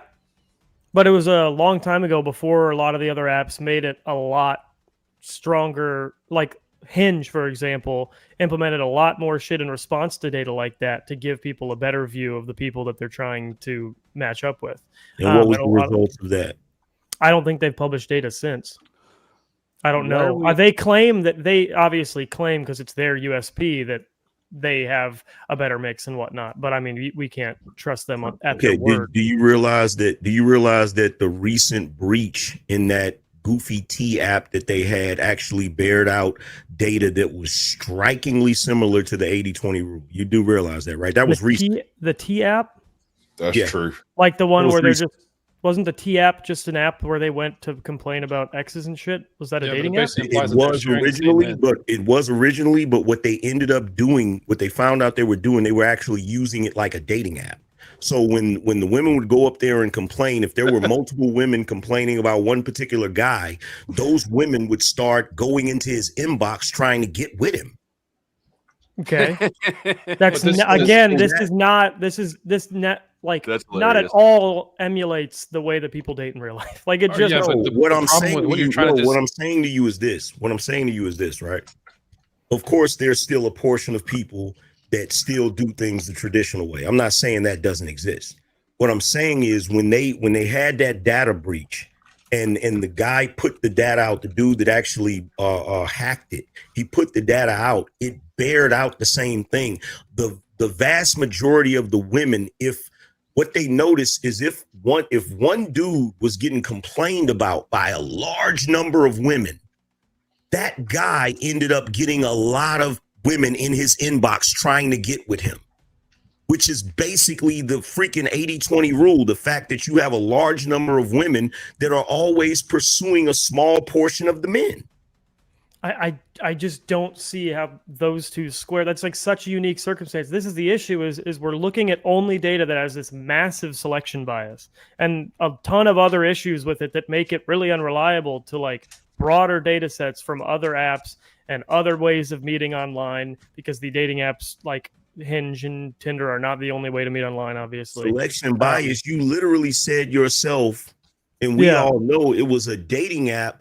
It was an app that wasn't even a dating app, but it was created for the purpose of women complaining about toxic men, and they still chose the toxic men. Yeah, so you're selecting for women who have repeated experiences with toxic men enough to go and complain about it on this specialized app, which means they're women who already gravitated toward toxic men in the past. You're selecting for women who are more likely to have already had a habit of gravitating toward toxic men, and then you're surprised when a lot of them gravitate toward toxic men. That has nothing to do with. That has nothing to do with the women who go to that app because they just like to see drama. There's a large that app ended up becoming the #1 app. So it wasn't just a small portion of women. Well, the #1 app for new downloads in that very restricted period, not the #1 app user base wise. 1, 2, it's still selecting for women who have enough experience with toxic men that they want to be in an app where all they're talking about is toxic men. It's like looking at an anime convention. You're like, well, 90% of men want a girl who watches anime. And it's like 90% of men don't give a fuck, but 90% of men at the anime convention do. Like, this is just the problem of only looking at data from these apps. But then you were also saying, like, before, when someone brought up a book that was more recent than the book you were citing, then you said more modern data is worse because it's informed by modern society.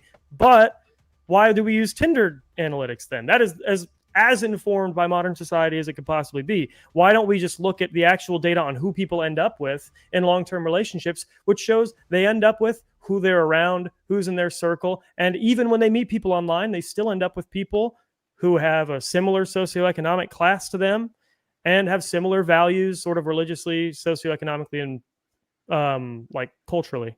Those seem to be the defining factors. Is if someone believes the things you do and has similar experiences to you in life, you tend to gravitate toward them. And that tends to control pretty well for this wild hypergamy thing that people seem to think is going on. No, it doesn't. It doesn't speak to. So you're telling me hypergamy doesn't exist? Is that Isn't what that- you're telling me?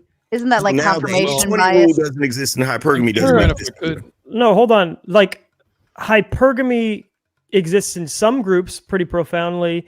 in most groups, it exists in like a 10% version of the way you guys describe it, where like women do prefer someone who makes a little bit more money than them and is a little bit taller than them. But it's like they want a guy who's an inch or two taller than them and makes at least 10,000 more than them. Not they want Andrew Tate, right? Can I like, say something though? So this doesn't mean like when you see that type of data, that doesn't actually mean that a woman in the world prefers a tall guy or prefers someone with money, right? Like that, all that is saying is that the way we structure sort of the mating rituals in a society makes it so that, you know, this very small subset of the population is typically successful in mating, right? Like it's not saying that these are tall, hot dudes banging out hot chicks all day, like bop, bop, bop, bop, bop, bop, bop, bop, bop. Okay, we got you, bro. Get it. You're the scat man. but that's that. That's that. I'm gonna tell you something right now. You two don't know what the hell you're talking about. Absolutely don't know what the hell you're talking about. Well, Angry Man, if I could perhaps attack from a different angle. Jeb, you mentioned who they tend to end up with.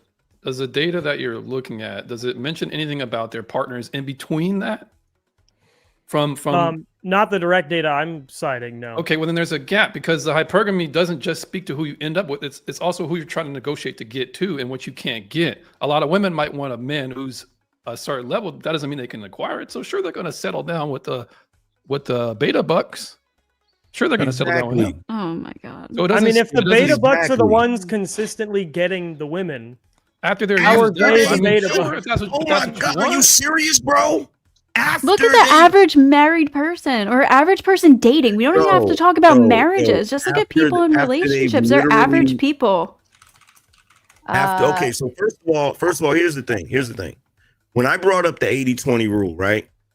I never said that the women go off and marry the 20% of men that they're pursuing. They're screwing the 20% of men that they're pursuing. They end up marrying the guy that is willing to accept them after they've done all of that. Again, how is this different from women or from men pursuing? Again, come with the next feminist argument, bro. No, it's not a feminist argument. You don't have. You're not giving me data. You're seeing a gap and you're saying that must be where the thing I think is happening is happening. You're not actually giving me any example or data of that actually bearing out. You think women are just like most women are just living this life of fucking chads until they marry the dude at the hardware store? Like that's just how every woman's life goes? He's just explaining to you that your data doesn't falsify his claim. That's all he's explaining. Sure. But okay, there's no then data that's that it. supports his claim. But Here's the thing, bro. Here's the thing. I'm gonna tell you the same thing. Hold on, Jab. I'm gonna tell you the same thing I told Turd Flinging Monkey. You wouldn't know because you're not a Chad. You wouldn't know because they're not fucking you. Sure. Yeah. Jeb's a Chad. Yeah, I don't. It doesn't matter what I am. I won the Super. I won the Super Bowl. In your view, I won the Super Bowl. Like I found my partner. I found my partner in the prime of the sexual market in college. Locked her down. We've been together ever since. Like I won the Super Bowl in terms of the life you claim to want people to live. You're still not a Chad, bro. What is a Chad to you? That's my thing. I think you have not a Chad. You have a dude-centered view on what a Chad is. A dude that's fucking mad chicks. That's a Chad. So a dude who values casual sex is a Chad. The guy that women go through their hoe phase with. Those guys. So again, and go ahead and tell me there's no hoe phase, like there isn't a million women online right now talking about their hoe phase.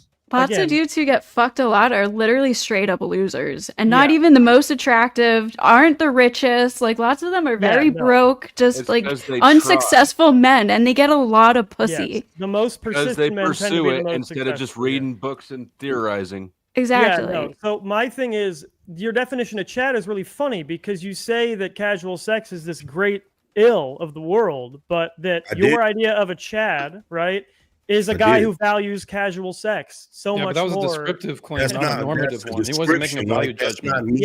That's not me promoting what I'm trying to point out, though, is casual sex damaging men is evident in what you're talking about, because your whole framework is like, if you want to be successful and get what you want during these women's whole phase, I didn't you have say to do anything this, about and this casual includes sex. being Bro, is this how you win discussions being by of high putting value words to you. in people's mouths? No, I didn't say anything about put a single- casual sex destroying men. No. I said it's evident in what you're saying. Did I say that you said it? No, it's not evident in what I'm saying. It is though. It absolutely is not. Well, you know it is. That's why you're interrupting me when I try to explain how it is, right? So you are an example of someone whose view on the world. I'm interrupting you because right? you don't know what the fuck you're talking about. You have had a completely, when you look at the data, incorrect perspective on the entire dating world. And the reason you're incorrect is because you're looking at data that the data is only there. touches casual The data sex. is there. So the only data that matters is the data you went and got. The data's not there. The data says they go toward people in their socioeconomic It is there. I gave you two references. Area. I gave you two references. You said Tinder studies say that women on Tinder swipe right on the hot guy. You said Tinder. You said Tinder. That's the data you were referring to. You said Tinder. That is not the only data that I was referring to. The other data you were referring to. I also said the freaking T-app. Were you not listening? Again, the T-app didn't show any analytics. You were just saying an anecdote about a dude on the T-app that got Bro, that is not, no, first of all, no, that's not what I said. That's not what I said. That is not what I said. That is absolutely not what I said, Poindexter. What I said was when the dude hacked the app and got the data, numerous people analyzed it. So you're saying numerous people analyzed it. Yes. Numerous people. What you're saying is on this app, a couple dudes talked shit and got attention. Yes. A couple of dudes. It wasn't a couple of dudes. It wasn't a couple of dudes. How many do me a favor before you discredit the data, actually go look at the data. Yeah, Angerman, how you read it, so you should be able to tell me before how you many discredit the data, actually go look at the data. How did you just tell me how many it was? You said a couple of dudes? Yeah, how many I'm pulling data about a couple of dudes that got attention, bro. Yeah, how many was it? You seem so incredulous that I said a couple, so you must know how many it was. Dudes. That's a couple of dudes. That's not a lot of dudes, bro. That's I was being sarcastic. You can't tell when someone's being sarcastic. I know you didn't read it, and so you don't know how many dudes. That's why you're acting incredulous and throwing up your hand. First of all, number one, bro. I don't just have random numbers sitting around in my head about studies. It's been forever. It's not random at all. It has been forever since I talked about that study. You cited it. Why don't you know the number of people? Forever, because I don't have it right here in front of me. Is that cool? Tell me, like, am I allowed to be human? Am I allowed to be human and not have the ability to remember every single number of every single study that I've ever looked at? What you're not allowed to do is act super incredulous and act like you brought this robust data. What you're not allowed to do is get up here and you have something against red pill guys and start spewing a bunch of bullshit. I don't have issue with the guys. I have issue with how duped they all got by this false information. Yes, you do. You're sitting up here trying to debunk something that you cannot debunk. No, I did though. Like I already showed you that in real life, women gravitate toward people in their socioeconomic class who are just a little bit taller. Let me ask you a question. Is the 80-20 rule based on guys and women dating? Is that what it's based on? Yes or no? No. It's also not about casual sex, though. It's about swiping on Tinder. That's it. It's a limited data set on just this. No, it's not about casual sex. What it is about it's about women's mating choices. That's what it's about. No, not mating. This is all it's about. No, it's about mating choices. Colors are bright enough. No, it is about mating choices. It's not about mating choices because it's not mating. It is about mating choices. Doing this, it's not. It is about mating choices. They confirm who met. What is this based on? What is this based on? Angerman. What is this based on? Yes, what is it based on? What they're looking at and swiping on. What is it based on? When a woman looks at the app and swipes, what is it based on? Probably who's prettiest because all they see is a face. Which is what? A mating what? It's not mating anything. They haven't mated. A mating what?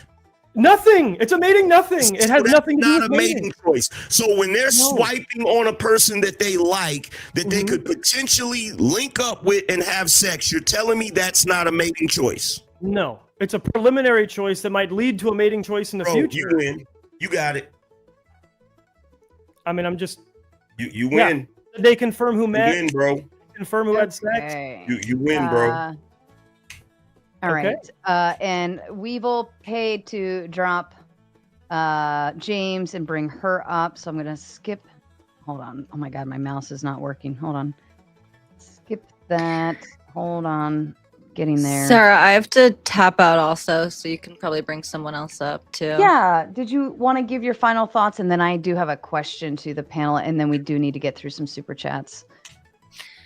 No final thoughts. This was a lot of fun. I appreciate everyone having the conversation and the debate, and thank you for having me, Sarah. Find me at Tollybots on Twitter and YouTube. Perfect. Thank you, Tally. I really appreciate you hanging out with us tonight, and I look forward to many more. I look Nice forward meeting to you you. changing the thumbnail for the next one. It I was nice did. meeting you I too. did. Lucy. I did. Oh, perfect. It's already Bless you, changed. Sarah. Okay. Good night, everyone. Bye, Thank Tally. Have a you. good one. All right. too. And next in line is Chuck. Let me do this and do that. And then I have a quick question. I don't want anybody to answer it yet, but I just want you to think about it while I go through super chats. Is why would the 80-20 rule be bad in terms of hypergamy, the concept thereof, so on and so forth? I would imagine most men, most fathers would want their daughter to find the best stock in the barn, right? I would imagine we'd want her to find the most good looking, but also the most successful, the most whatever, the best of the best of the best. If I have a plate of cookies and there's a bunch of burnt ones on there, but then there's some really perfectly yummy ones as well, I'd imagine most of us would pick the good cookie. So I don't think hypergamy or the 80-20 rule is necessarily bad. I don't want anybody to respond yet, but I want you to hold that thought and think about it. And why would that be bad? Okay. So to the super chats, and we're going to get through, there's a lot of them, so I'd like to get through them. If anybody has a quick, concise response to one, that's great. If not, we'll move on to the next one. And then otherwise, let's not get into any more arguments until we're done with them. I think this was the next. No. Oh, yes. Trib says, I think humans have an engagement problem due to the growth in the internet/social media. People don't engage well, in my opinion, anecdotally, of course. Anybody have a thought to that? Push back. I'll agree with that. People don't Yeah. know how to interact socially with one another anymore. Well, it's not just that. There's a huge population of people online that you'll never meet in real life, but you can swipe on them all you want. Yep. All right. That's fair. Kokomo says, being serious, in the younger university days, it was all about notches on the belt to brag to your mates. Over time, I was feeling bad after the encounters. I realized I wanted to be in a relationship. Any thoughts to that? Do men? So maybe I could ask the You can men go if you ahead. don't mind, Ghosty. If I could ask the men, did you have that experience where you were casually hooking up and use and lose kind of concepts, and then maybe changed your thought process as you got older? Yeah, I'll just say I went to, I wasn't like a party animal, right? And so in college, I was a very attractive person. I was very smart, without being born into wealth. I was at the top of the social ladder, right? But I also had I had some sexual insecurity on like Mondays or Tuesdays, Fridays, right? And, it took a lot of time, probably not that much time, but I was also always a relationship person. But, I stopped sort of thinking that, the good life would just be having a baddie, with a BBL that, wants to S with the D all the time. I kind of stopped that unhealthy thought process. Please stop. All right. Sasquatch. Please stop, sir. Sasquatch, any thought to that to you? Oh, Lord. So a relationship is a stabilizing influence in any individual's life, assuming you choose the right partner. Sexual activity is one of the modern methods we utilize to try to find the right partner in a very scary world of a bunch of people who are nuts and don't think anything like you. And so you take your time, you go and do the things. I don't advise you to go to a bar. Don't go to a nightclub. You have a hobby you do in your life that you don't talk about. Go do that with people, and you'll find someone who enjoys doing that, and y'all will hit it off and have sex and kids and a life, and it'll be great. If you try to go pick up a baddie with a BBL in a bar, you're going to end up like Doug. Oh. Yeah. Jeb? Yeah, I totally agree. I think this is what kind of would have been my opening statement in terms of how casual sex damages society. Was I think what you realize is if you start controlling for the surface level too much, and when you're making interventions in your life and how you want to be perceived and like what you want to do in life, you're focusing too much on all the things that are immediately apparent to somebody instead of investing in the things that make you a good person to be in relationship with. And so I think where you end up feeling bad is when you do try to get into the relationship market, you realize that you didn't prepare yourself very well when you were trying so hard to participate in the casual sex market that you were overlooking the things that make you a good partner and a good communicator with someone that you can make feel heard over the long term. Okay. Angry man? Yeah, I reached my limit. Yeah, angry man Hold doesn't on, want to Doc, gaslight shut the up. audience. Flo, are you with us or are you taking a shit? He's taking a shit. Chuck? No, seriously, I think that men have a limit. And when it comes to casual sex, I think that men have a limit, and once you reach that limit, you know you've reached that limit, and you just think that when you reach that limit, you want something more fulfilling than just a sexual interaction. I actually reached that moment during sex. Wow. Seriously, You couldn't have waited till after. I was literally thinking Was it the right hand or the left hand? Oh. Bro, don't even go there, bro. No, I literally thought to myself, like, you have that moment where you say, what am I doing with my life? It's one of those moments. Yeah, that's fair. That's like that empty feeling too. Chuck, to you, sir. I seen Flo came back. Does he want a shot? Oh, I That's was the gonna question. make him wait. I said you next. Go ahead. Oh, okay. No, what I found through my years of experience that the guys that were looking for a notch on the belt ended up empty on the inside. They were chasing the thing between the legs, and they wasn't finding fulfillment, and they couldn't understand how come they couldn't find a relationship, because their whole viewpoint was it's the cooch first, everything else after. And they ended up with an empty bag every time. They were the most miserablest people that I knew. That's just from personal experience. All right, fair enough. Flo? What is the question? The Right one there on the panel. super chat. If you wouldn't shit so much, you just saying it. Did you at one time feel bad for having encounters and change your ways and want a relationship? I never saw. No, not really. I guess I didn't see the two activities as particularly separate. It's short-term goals and long-term goals, right? Every night you go out, like, of course, if you can get laid, you're gonna get laid. And then if it turns it, if she's cool and it turns into something more, then whatever. Then All right. I never looked for a relationship though. I never regretted anything.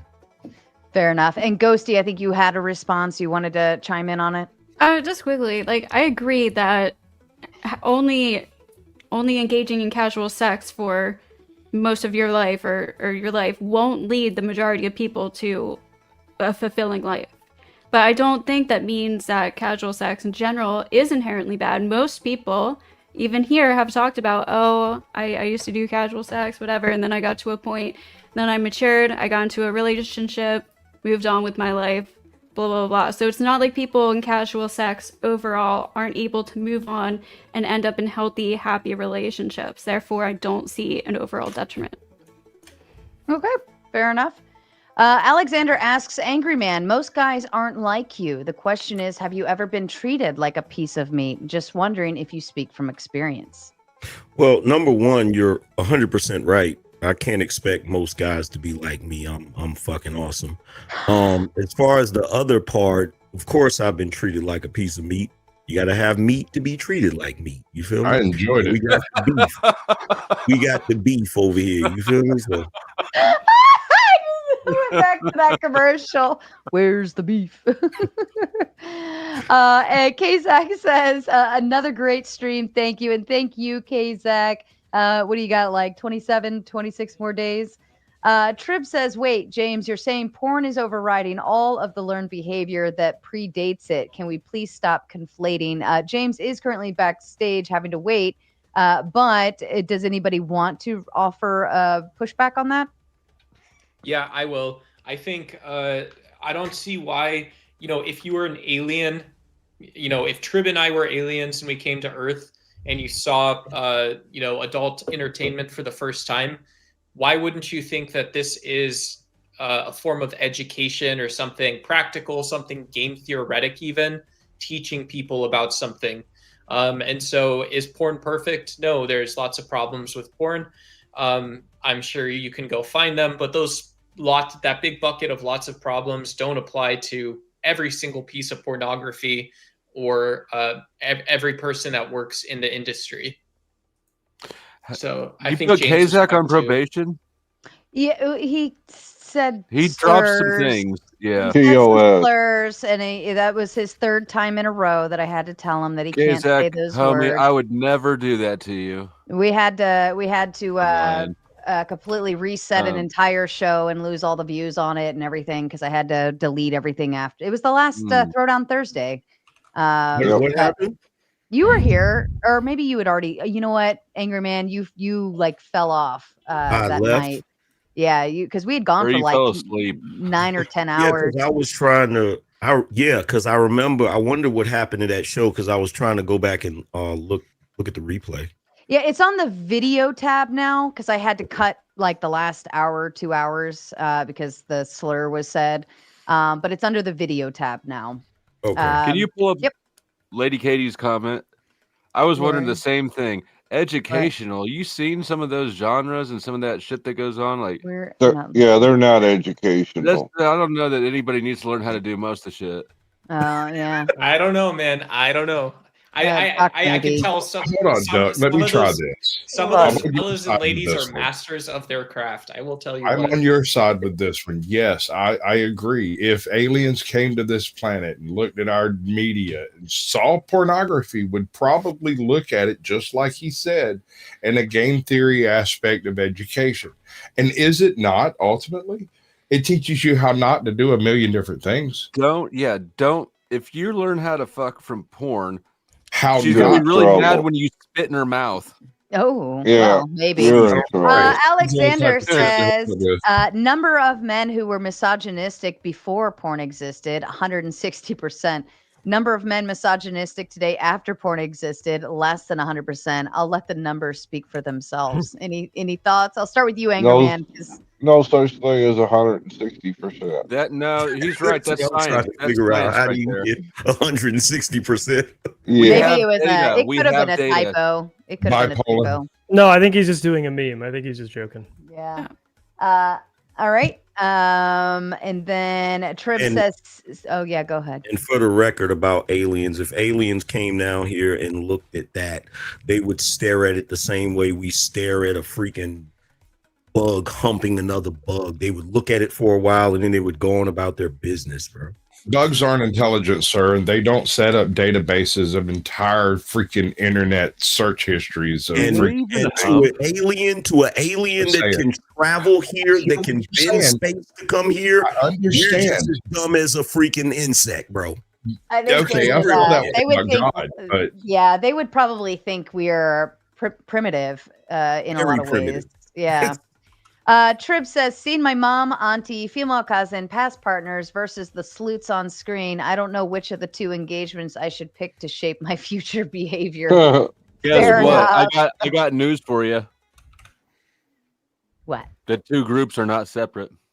Oh, yeah, your mama's a slut, your grandmama's a slut, your great grandma your was mama a slut. hoe.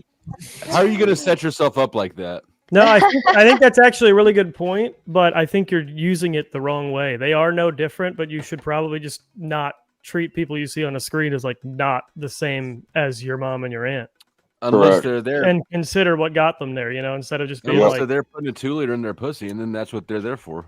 Oh my God. Yeah. Alexander. Oh, that chick, she's cool. Alexander says, Angry Man, it's called selective bias. If you polled people who go to Alcoholics Anonymous about whether they've had a negative experience with drinking and driving, you get a skewed result. And I believe that's what cross-referencing is for.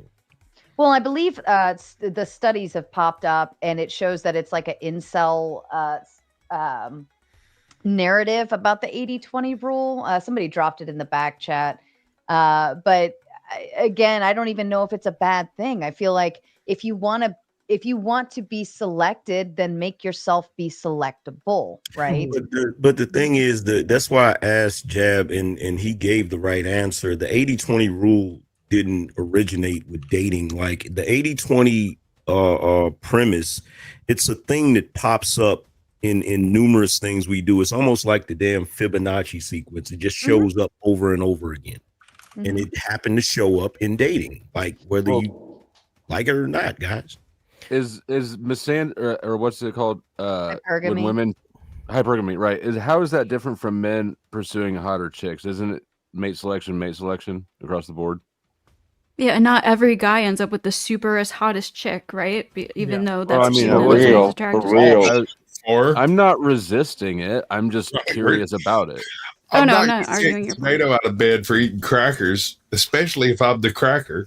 That's how you know that your spouse loves you or whoever loves you if they let you eat crackers in your bed. That's my ultimate test of time. That's accurate. Absolutely accurate. 100%. Yeah. I looked at my kids once when they were like sick and they're, snuggled up in my bed eating crackers and drinking Sprite with a bellyache. And I'm like, this is proof that I love you. You're eating crackers in my bed. Alexander says, my peeps, you do realize that in an app where the first thing you see is about someone is how they look and what they are driving generally. And yes, I do agree with the driving thing because most dudes post a picture with either a fish or a car. Women. Yeah, I was going to say, or how big of a fish they can catch. Yeah, it's a big meme to post a fishing picture as your profile picture. So are you into fish dudes or car dudes? Oh, I'm not a big car fan. Like I've been in enough nice ones. It's not. I posted a turtle and I have an El Camino. It's just not going to work for us. The turtle would get me more than the car. So how you win the argument is if you post a picture in a convertible holding up the fish. That's right. Is that how you win? That gets it, especially a white trash Facebook. That'll get it. Oh yeah. To finish up, women tend to select better looking with money. Would anybody disagree with that? I would disagree. I think on the apps, yeah, which is what the point he's making is when you can only see certain things about a person. And this is my response to your thing, Sarah. You're going to select for those things. So I think the 80-20 rule as a concept wouldn't be bad. The issue is what is the criteria for the 80-20? If the 80-20 rule was as like red pill people think it is, and it's just rich and attractive, I think it would be very bad because I think that's how you end up with women who aren't selecting for people who are going to be good partners or be supportive, and then they end up miserable in their relationships. But if they're selecting for their personal 80-20, where it's like the top 20% at all the things they value, it would be a perfectly awesome thing. And that's probably true. The issue is there's so much variance in what women want that you can't really nail down what that 80-20 is on two metrics, I think it's the opposite, Jeff. Hold on. Even at that, Tinder was meant to only select based on appearance. It's either yes or no, hot or not, right? And I think that because it's built that way, we're going to perceive dating that way. And I'll hand it back over to you, Angry Man. But if you have in-group relationships, if you have friends and guy friends like friends of friends, right? And you're hanging out with groups, you're more likely to start dating someone in your group or your social network based on personality and likability and the looks and the money, the car, whatever. That's kind of like pushed aside because you have time to get to know them on a different context. And Angry Man, I'll hand it over to you. Yeah. So to Jab, unlike most guys that use the talking point in the red pill, I'm not basing it just on the guy's looks and the guy's money, because there are guys that don't have any money and they get plenty of women. So in the real world application of it, you tend to see a certain type of guy that is just naturally attractive to women, and women pursue that guy more often than the guy who's not that. So I don't agree. I don't agree, Angry Yeah, Man. And the reason I say that, We know okay. that. So let me just get at you with this though, because if I can almost guarantee you, if you are a 30-year-old with $1 million, you are probably 10 times more fucked up in the head than you believe you are. And I believe that the sort of severity of the way money fucks a person up becomes more apparent when you're intimate with someone, becomes more apparent when you sort of share yourself, your intuitions, your fears, your beliefs with people that you normally don't share. And it's actually pretty fucked up. It's even more fucked up if you're a 30-year-old male with money, you're attractive, everything's going well, and you don't have anything that you care about except those things. That is okay. goofy. So you just opened up a whole nother can of worms. You having $30 million is not what made you fucked up. You were already fucked up. Yep. The money just gives you the ability to do more fucked up shit. Yep. But I agree with 100%. No, but okay, but if you have if your view of going to the grocery store is like, well, I'm gonna go spend $700 on food for the next 2 weeks, right? That's a weird thing to do. I do that every 2 weeks. Makes and no I'm not sense. rich. No, it depends on how big your family is, Duck. If you have a family, right? If you've got a wife and children and you're taking care of them, $700 don't go as far as you might think. Exactly. Yeah. I don't know. I don't And even you know. can live And I'm a vegan. Weeble, who is up on screen, says to Angry Man, huh? I didn't hear you, Weeble. Oh, go ahead. Oh, wait. Oh, So no, is just Angry on Man him. is Angry Man bragging about sleeping with more women? Why hate men that don't get it?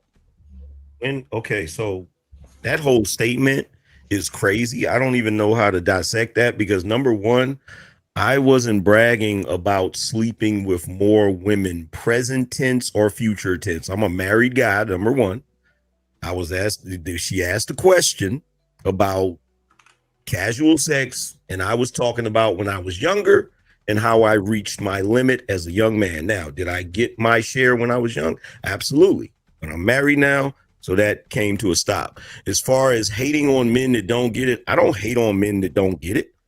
I actually feel bad for guys that are not able to date and mate and be able to interact with women. So no, I'm not hating on guys that don't get it, but you shouldn't let that rule your world. You shouldn't let that rule your life just because you're not getting as much as you would like to get. And one thing I pushed back on Angry Man earlier, When I he was talking. made that comment, hold on. When I made that comment, it was probably 20 minutes ago or so, 30 minutes ago. And yeah, so when I made that comment, it was about when you and I can't remember his name over there in the Steelers hat, you guys were talking, and you almost made fun of him for not getting enough. I don't know if it was you or I was I'm trolling pretty him. sure it was you. Yeah, I was trolling him. But 'cause he even was pissing me off. even in trolling in a sense of a debate, people take that kind of seriously. Oh, when you not were getting it, like saying if he he was wasn't a Chad and When I he was saying he wasn't gonna wasn't a get Chad, it. yeah. I would take Well, that as a part of troll the- too. I mean, we all laughed at it. It's kind of Okay, but he's a dude. He's a big boy. He can take care of himself. He's No, okay. I think what she was saying is you're demonstrating a value, that you value that in some way. defending him. Yeah. Yeah, I'm And not let me defending him. interrupt. I'm just saying Let that, me you let me can't interrupt brag for just about 1 getting minute for logistics and then not purposes. If you somebody don't else mind, hold on just a second, Weevil. Chat, you have 2 minutes. You just need 2 more to complete the goal, and we can continue the show and keep on rocking, or else it's going to charge you a lot more to keep going, and you have a lot less time. So 2 more on the goal to finish it, and we will keep on pushing on. Weevil, I apologize. Back to you. No, you're fine. No, because like this whole stance is like it started out as casual sex, right? And how it's harming us.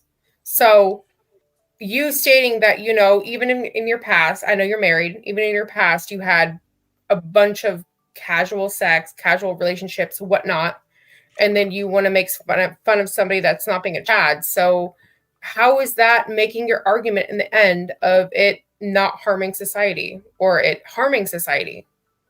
Because I was wrong when I did that. When I was engaging in casual sex, I was wrong for doing that. But just like everybody else, I was brought up in this society that has normalized that and made that cool and a thing to do. Now, as far as Jeb, yeah, in the moment when we had to heat it back and forth, I told him he wasn't a Chad. But I noticed that you didn't notice when he said that he found his partner and got married and they've been together since college. I said, congratulations. You didn't notice that part, did you? No, we did. It's still just a display, I think, of kind of like the toxic side of that mindset, though. No, yeah, like you said, even if I did, let me throw in here. Let me throw in here. I don't think he meant it in a derogatory way. I think most men, and this is coming from a female who grew up with brothers. Men do the locker room talk. They talk shit to each other. They push each other around. They like all the time. I don't think Angry Man meant it in a way that, and I don't think Jeb even took it that way either. Right? Men do this.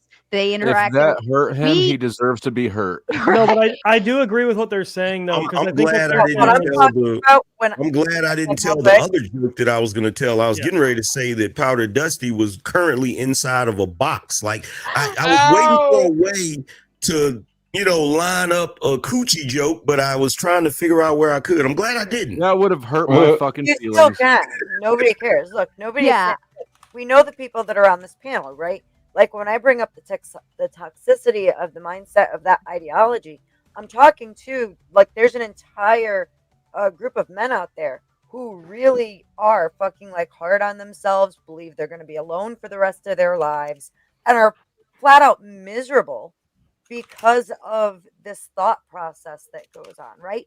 And the What thought process? The whole 80-20 thing, and like not being a Chad, and you're not getting this and that, you know, it's. And I do shows on that. Sorry, Angry Casper. Look at Angry Casper. And I do shows on that topic, and I talk to those particular guys if they're watching, and explain to them how it's not the end all be all to have a bunch of sex, you know. So it's not like I was trying to pick on Jeb. I didn't think that he was an incel. No, just because you display it doesn't mean that. Like, I don't think you meant that personally. I know you were trolling. I know you guys were bouncing off each other, right? But what I'm saying is, it still. Well, yeah, it was my comment. That's not at all. So, and honestly, that is something that does. I wasn't trying to defend Jeb. Other places with other people, right? Yeah, I think that if a guy the is potential risk, I think I'm grasping the potential risk that if there's a man who is watching this, who doesn't know your content, Angry Man, who doesn't understand the how men, punch each other back and forth. I think the idea is that would they perceive that as, oh my God, he's shaming him for not being a Chad and not getting ass? Like, they don't know Angry Man, they're fucking losers and they deserve to be offended. I'm not even talking about Angry Man himself doing it. I'm saying there are other men out there who do it legitimately. Yeah. Even though we all know I'm not sure everybody what on the point is. Yeah, I'm not. It's tone policing at its finest. I'm not. Weevil, I see what you were saying. Beth, I see your explanation, but I don't think we need to spend any more time on it because I don't think it's necessarily relevant. Makes me want to bully more. Alexander says because amazing looking cookies are possibly undercooked and could get you sick. The well done ones are guaranteed to survive longer and keep you from overeating. Alexander, I disavow The warm, gooey cookies are the best. I don't care if they're undercooked, and I'll eat that cookie dough straight out the bowl before it's cooked. So eat that. I'll eat that. Just so you know, you better get them cookies before Rob gets there because he's going to eat them all. Holy Yeah, shit. Andrew Hey, Wilson is is gonna he- get you guys. He's Isn't gonna he fucking flying get 'em. out? No, he's got to fly out to Alaska to get the cookies. I've Oh, got a fuck Mormon bagel Andrew. on my own. Oh, excellent, excellent. Striking There's it no rich safe- says. even in Coach a- just did tonight. Did you see that debate? Oh, it was not pretty. Striking it rich says, if we're arguing about the 80-20 rule and hypergamy, then this debate is pretty much over. Ghosty and leftists always seem to argue like destiny. Well, that's ad hom at its that finest. But mean? let's focus on the Yeah. 80-20 Well, what does that rule. even and mean? Yeah, I'm not a leftist. I actually, in terms of the prompt, I was on Tali and Fatty's side, but I just think it does. I think it's silly to say that it damages women, but it doesn't damage men. When in all of the language throughout the whole debate, there were just live demonstrations of how it damages men happening in the conversation. And I think that's what the ladies were getting to just now, which is that in the way men talk, they demonstrate exactly how some of these known facts that aren't based in reality are damaging young men, and I think casual sex causes those. There's People hyper-focused on certain- that market. There's a Is it certain not? degree of destruction that is needed for a society so that a rebuilding can happen. No. Brick, stop, please. Pull the So, fur. Oh, okay, no. stop. Okay, I got you. You go ahead, dude. I'm begging, brother, please. I No, want stop. to push back I'm against. Being a guy, Clay. Go ahead, Look, go ahead, here's the funny- Sasquatch. well, here's the funny thing. I wanted to Yeah. point something out. Clay, Because he said the studies- please. I know, but studies aren't even God being damn, cited. that's rude. I don't know about you, He's but I'm gay, looking Flo. at society I know. that you are trying to attribute this detriment to. What society is this that you're trying to attribute it to? The I would Aztecs. assume it's America. Sasquatch? I Talking would about me? assume it's America. And so that's why I went to Push the in there. NIH. I went to the NIH, right? And the NIH says that Push it's in about there, mother- 3.1 young adults that actually engage in 3.1. it's 3.1 sex partners. It's 3.1 sex Throw me, partners. I'm How do you dropping get Brick. point Okay, one? let him fucking talk. Shut up. Go ahead, Clay. 3.1 sex partners. I have to get in here because I've been waiting out in the back for a long time. Oh, well, here you go. Get on in there. Get on in there, Clay. 3.1 Go in deep. sex partners for young Is it adults in yet? aged 18 to 29, right? And so that's the casual sex definition that you're looking for. NIH says Where does 3.1 it say it in the scripture? society, right? You're looking for society standard. Well, okay, go to NIH, right? National Institute of Yeah, Health. what's the point you're We're making based on looking the number? for I think is what an we're curious actual about. data point. It would be helpful to go to. Are that. you telling us how to It's research? very low? It's very low under that 9 standard that you guys were talking about, right? So even though we live in a very liberal nation, people are not engaging in a high amount of casual sex. Yeah, I am. I think I get what you're saying, and I kind of agree to a point. It does actually seem like young people right now are pulling back on a lot of vices. They're not drinking as much. They're not doing as much casual Losers. sex, and I think that's a good thing in a lot of cases. But I think the problematic part is unironically the losers thing. The problematic part is that it's not that they're all drinking a couple fewer drinks or they're all having sex with a couple fewer people. It's that some of them are having a ton of casual sex and drinking like crazy to excess, so much so that it's getting other people to do none of that. And so there's still this sort of kind of plague going on of people ruining their lives with excess vices when they're young. It's just there are also people who are so scared to engage with any of it because they don't have a lot of healthy examples of people who are able to do it in moderation. In terms of alcohol, with casual sex, obviously there's argument as to what is moderation with casual sex. Would it be better if you just made sex less casual in general? I get it. Alcohol is an easier black and white to refer to, is why I brought that up. My question is for you, sir. You have an issue with the data set of Tinder. Do you think that the average woman functions differently from the average woman of Tinder? Yeah. You Yeah. do. I think phones are literally and mobile apps are engineered to manipulate the way that you interact with them to be more Please stop. transactional. You asked me a question. Don't tell me to stop when I answer it. I'm asking about the women, not the phones. I understand that social media changes things and stuff. I'm more curious about the women that are different from the women on Tinder.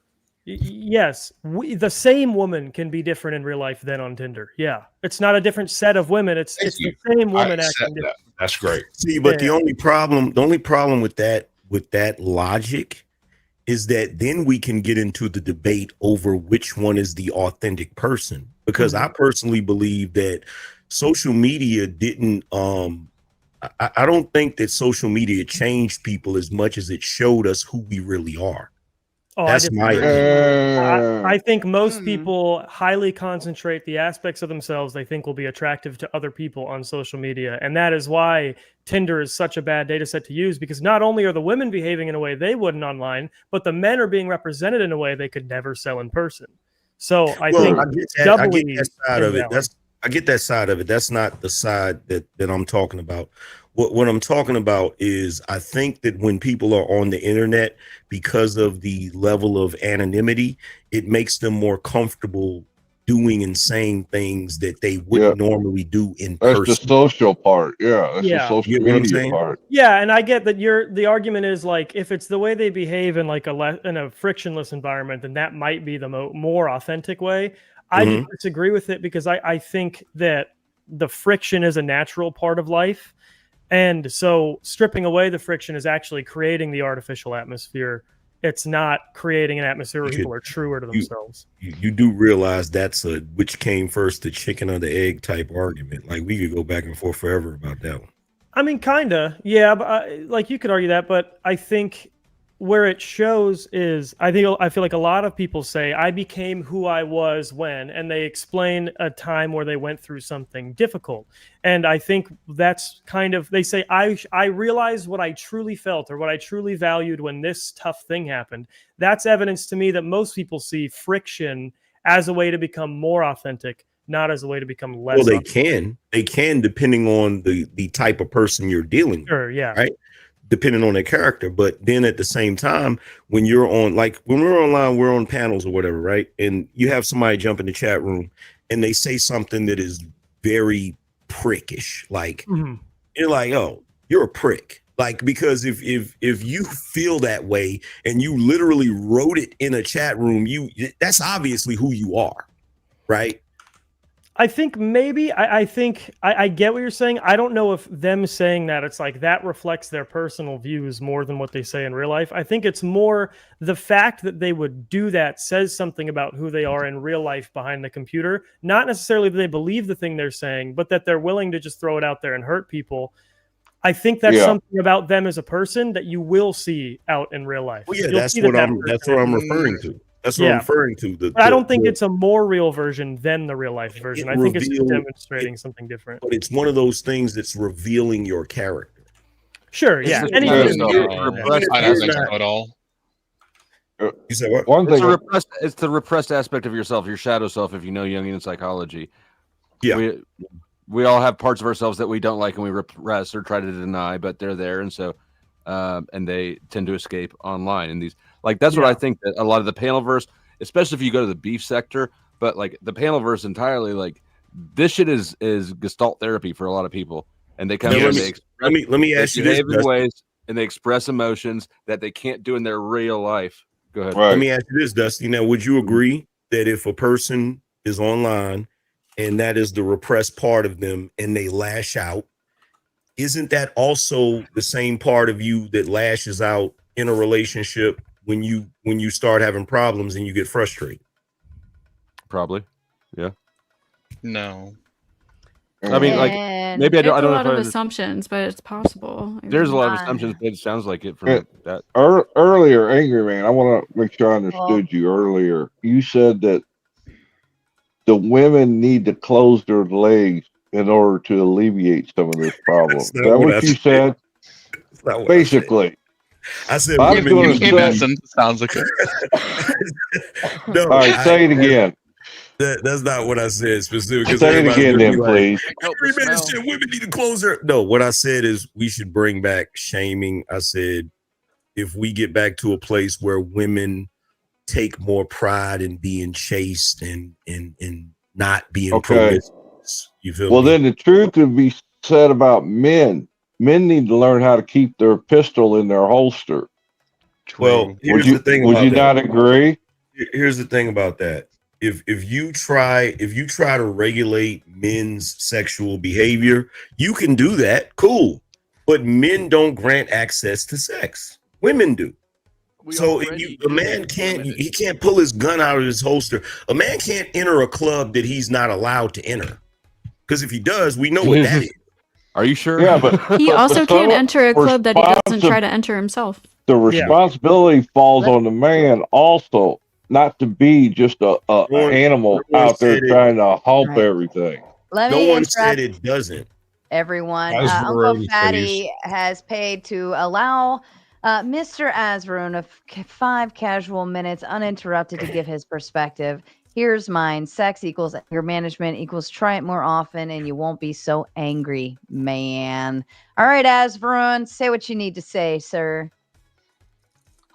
Oh, you're muted, Azroon. You got to hit the little button. That's probably why thank I you. when we get in. Thank you, Sarah, because my phone's battery was running out. It's very low. So I'll just say my closing statements and I'll move out, Sarah. Okay. I've prepared some notes for this. So it's a bit complicated. That's why I prepared some notes. The casual sex, actually, regarding this, the historian John Glubb or John Glubb Pasha, he has made it specific that casual sex or an addiction to when the society of an empire, it gets too addicted to sex. It's one of the reasons for its downfall. I will just explain how this happens, because you need an Ayurvedic perspective for this. Ayurveda is an Indian medical system. How actually sex ruins the body in excess. I'll just explain that, and after that I'll leave, Sarah. Is that okay? It's just okay. Thank you, Sarah. Thank you, Azroon. That's an intelligent man right there. Can I explain, Sarah? Or Yeah, go for it. It's all you. Run reads. You have Yeah. minutes, dude. You have 5 minutes. Take your time. Yeah, thank you, Uncle Fatty. In Ayurveda, the 7 dhatus, tissues, are interconnected in a sequential relationship where each tissue is nourished by the one preceding it, starting with rasa, plasma, and ending with shukra, the reproductive tissue, the semen. This process is fueled by digestive fire or the jataragni, and each dhatu has its own metabolic fire, datavagni, which is crucial for its formation and the nourishment of the next tissue in the chain. The proper balance of dhatus is essential for overall health, and an imbalance in one negatively affects the entire system. The sequential nourishment of dhatus. Food. When food is consumed, it first nourishes the rasa plasma. After digestion, the nutrients are transformed into ahara rasa, nutritional essence which nourishes the rasa dhatu. From rasa to rakta dhatu, the blood. Nourished rasa is propelled through the body and its datavagni converts it into rakta dhatu or blood. Rakta to mamsa dhatu or muscle. Rakta dhatu nourishes the mamsa dhatu or the muscles. Mamsa meda fat. Muscle tissue is transformed into meda dhatu. Meda asti bone. Fat tissue provides the basis for bone tissue transformation. Asti, majja or bone marrow, nerve. The bones are nourished by the majja dhatu which is found within them. Majja or the marrow, shukra, reproductive tissue. Finally, the nerve tissue of the majja nourishes the reproductive tissue or the semen. Key principles of the relationship. Interdependence. Each dhatu depends on the previous one for nourishment. A problem at any stage such as poor digestion or a weak datavagni can cause a cascade of issues throughout the remaining dhatus. Datavagni, tissue-specific metabolic fire. The health of each dhatu depends on its own metabolic fire, which is responsible for transforming its substance into the next dhatu. Dhatumala, tissue byproducts. During this process of nourishment and transformation, waste products called dhatumala are also produced. Upadhatus or subtissues. Each dhatu also produces dependent subtissues. Upadhatus, for example, the mamsa dhatu forms tendons and the asti dhatu forms teeth. Ojas or vigor. The final product of this process is the creation of ojas, which represents the body's vigor, vitality, and emotional stability. So that's a brief thing on how the the tissues are formed. Now I'll show how sex destroys the ojas if not controlled and if indulged in abundance. For creation, you must use the semen in a different way than the way you use it for procreation. Semen is that substance in the male body which has the ability to create. Only procreation is possible if it is expelled from the body. Ejaculation during the sex act. If it is retained within the body, stored instead of being wasted, then real creation becomes possible through ojas. Ojas is the source of the body's metabolic energy, the Jataragni. Loss of semen means loss of ojas and thus loss of digestive power. Ayurveda cautions that all diseases result from disturbed digestion, which explains why Ayurveda always also cautions that the wise man should preserve his semen. It is in Ayurveda that ojas is derived from semen, but it is said in Ayurveda that ojas is derived from semen, but this is not quite so. Ojas exists in association with the head and the nervous system. In fact, the aura or halo, which you can see around a person's head, is composed of his or her ojas. When I say that loss of semen causes loss of ojas, you must remember that the sex is all in the mind. Before the penis surges into erection, there must be a mental command for it to do so. When thoughts of sex fill the mind, the kama agni or the fire of lust becomes inflamed. Heat is anathema to ojas. The kama agni causes a disturbance in the ojas which alters the brain chemistry and directs the endocrine glands to begin to secrete. The effect is first felt on the prostate in men and the Bartholin's glands in women. Whenever oozing from these glands occur, you can be sure that ojas is being dissipated. During celibacy, the ojas goes on and on harmonizing itself. That's it, Sarah. Thank you for allowing me to say my final words. Yeah, Tantrism absolutely. is amazing. Asron. Wow. Thank you so much, Asron. We appreciate you. They don't appreciate you the way we do. I do appreciate him because I know what he was reading. I've read it. Are you making your exit, Asron? Yeah. All Thank right. you, Sarah. Have Bye, a everyone. wonderful rest of your day. And while he's exiting, Kazak came in with the big to make the goal. You guys did it. Thank you so kindly. Kazak came in the big 20 to hit the goal. Alexander said, "Do it. Get in one more." Yes, because Alexander wanted to make sure he had his time on the panel, which he is now here. King's Speech came in with a 10 to completion as well. Thank you so kindly, gentlemen. Alexander says, you put people behind a pane of glass and give them an excuse and they'll behave like monsters. Ask anyone with road rage. That's fair. When you are separated from the other person, you don't see them as one. Do you want to elaborate further, Alexander? Yeah, it was in regards to the idea that the way you behave behind, like, in a chat room or whatever, is more real than the you show other people when you're around them. It's the you that you don't really care. It's a facet of you. It's not more true than any other part of you, I guess. Is it a portrayal, really? Like a character, a presentation? Oftentimes, I mean, yeah, we kind of tend to jump around with how we present ourselves to people depending on how we want to be seen or what we think they expect from us. But when nobody's really looking at you, I don't know if anyone played video games back with Halo or Halo 2 when we were online. Yes, sir. Yeah, those were some of the most intense very heady days indeed. Yeah, no, I think honestly, and this is something that goes back, and you can see it all throughout literature, and I'll use more modern examples to kind of bridge gaps, but like Star Wars and Harry Potter, they both have these things like dark magic and the dark side of the Force.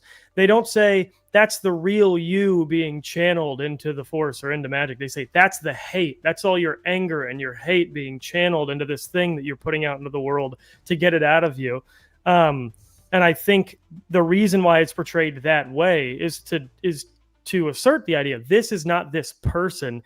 This is kind of what Duck was saying earlier. This is what this person has been forced to repress coming out. It's a highly concentrated compartmentalization of a part of who they are that if they were able to channel in a more healthy way, wouldn't be who they are. And that's why a lot of people come out of prison and they have to do community service and they meet with their victims or they work with other gang members or whatever. And they Do you become feel the same way about more people wholesome who come out of school, like high school, where there's a lot of repression of sexual identity and stuff?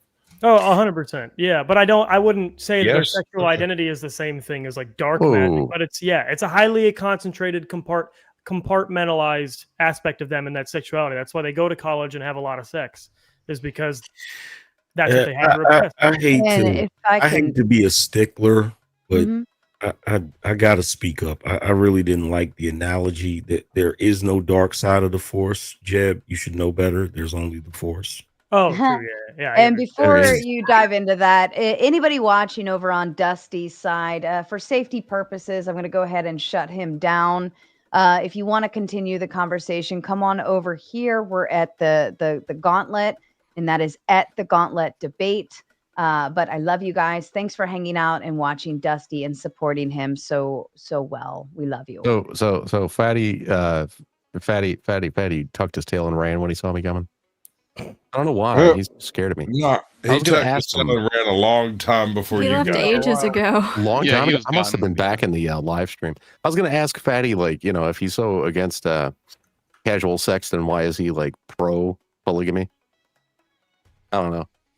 Well, that's because your definition of casual sex is different from the definition No.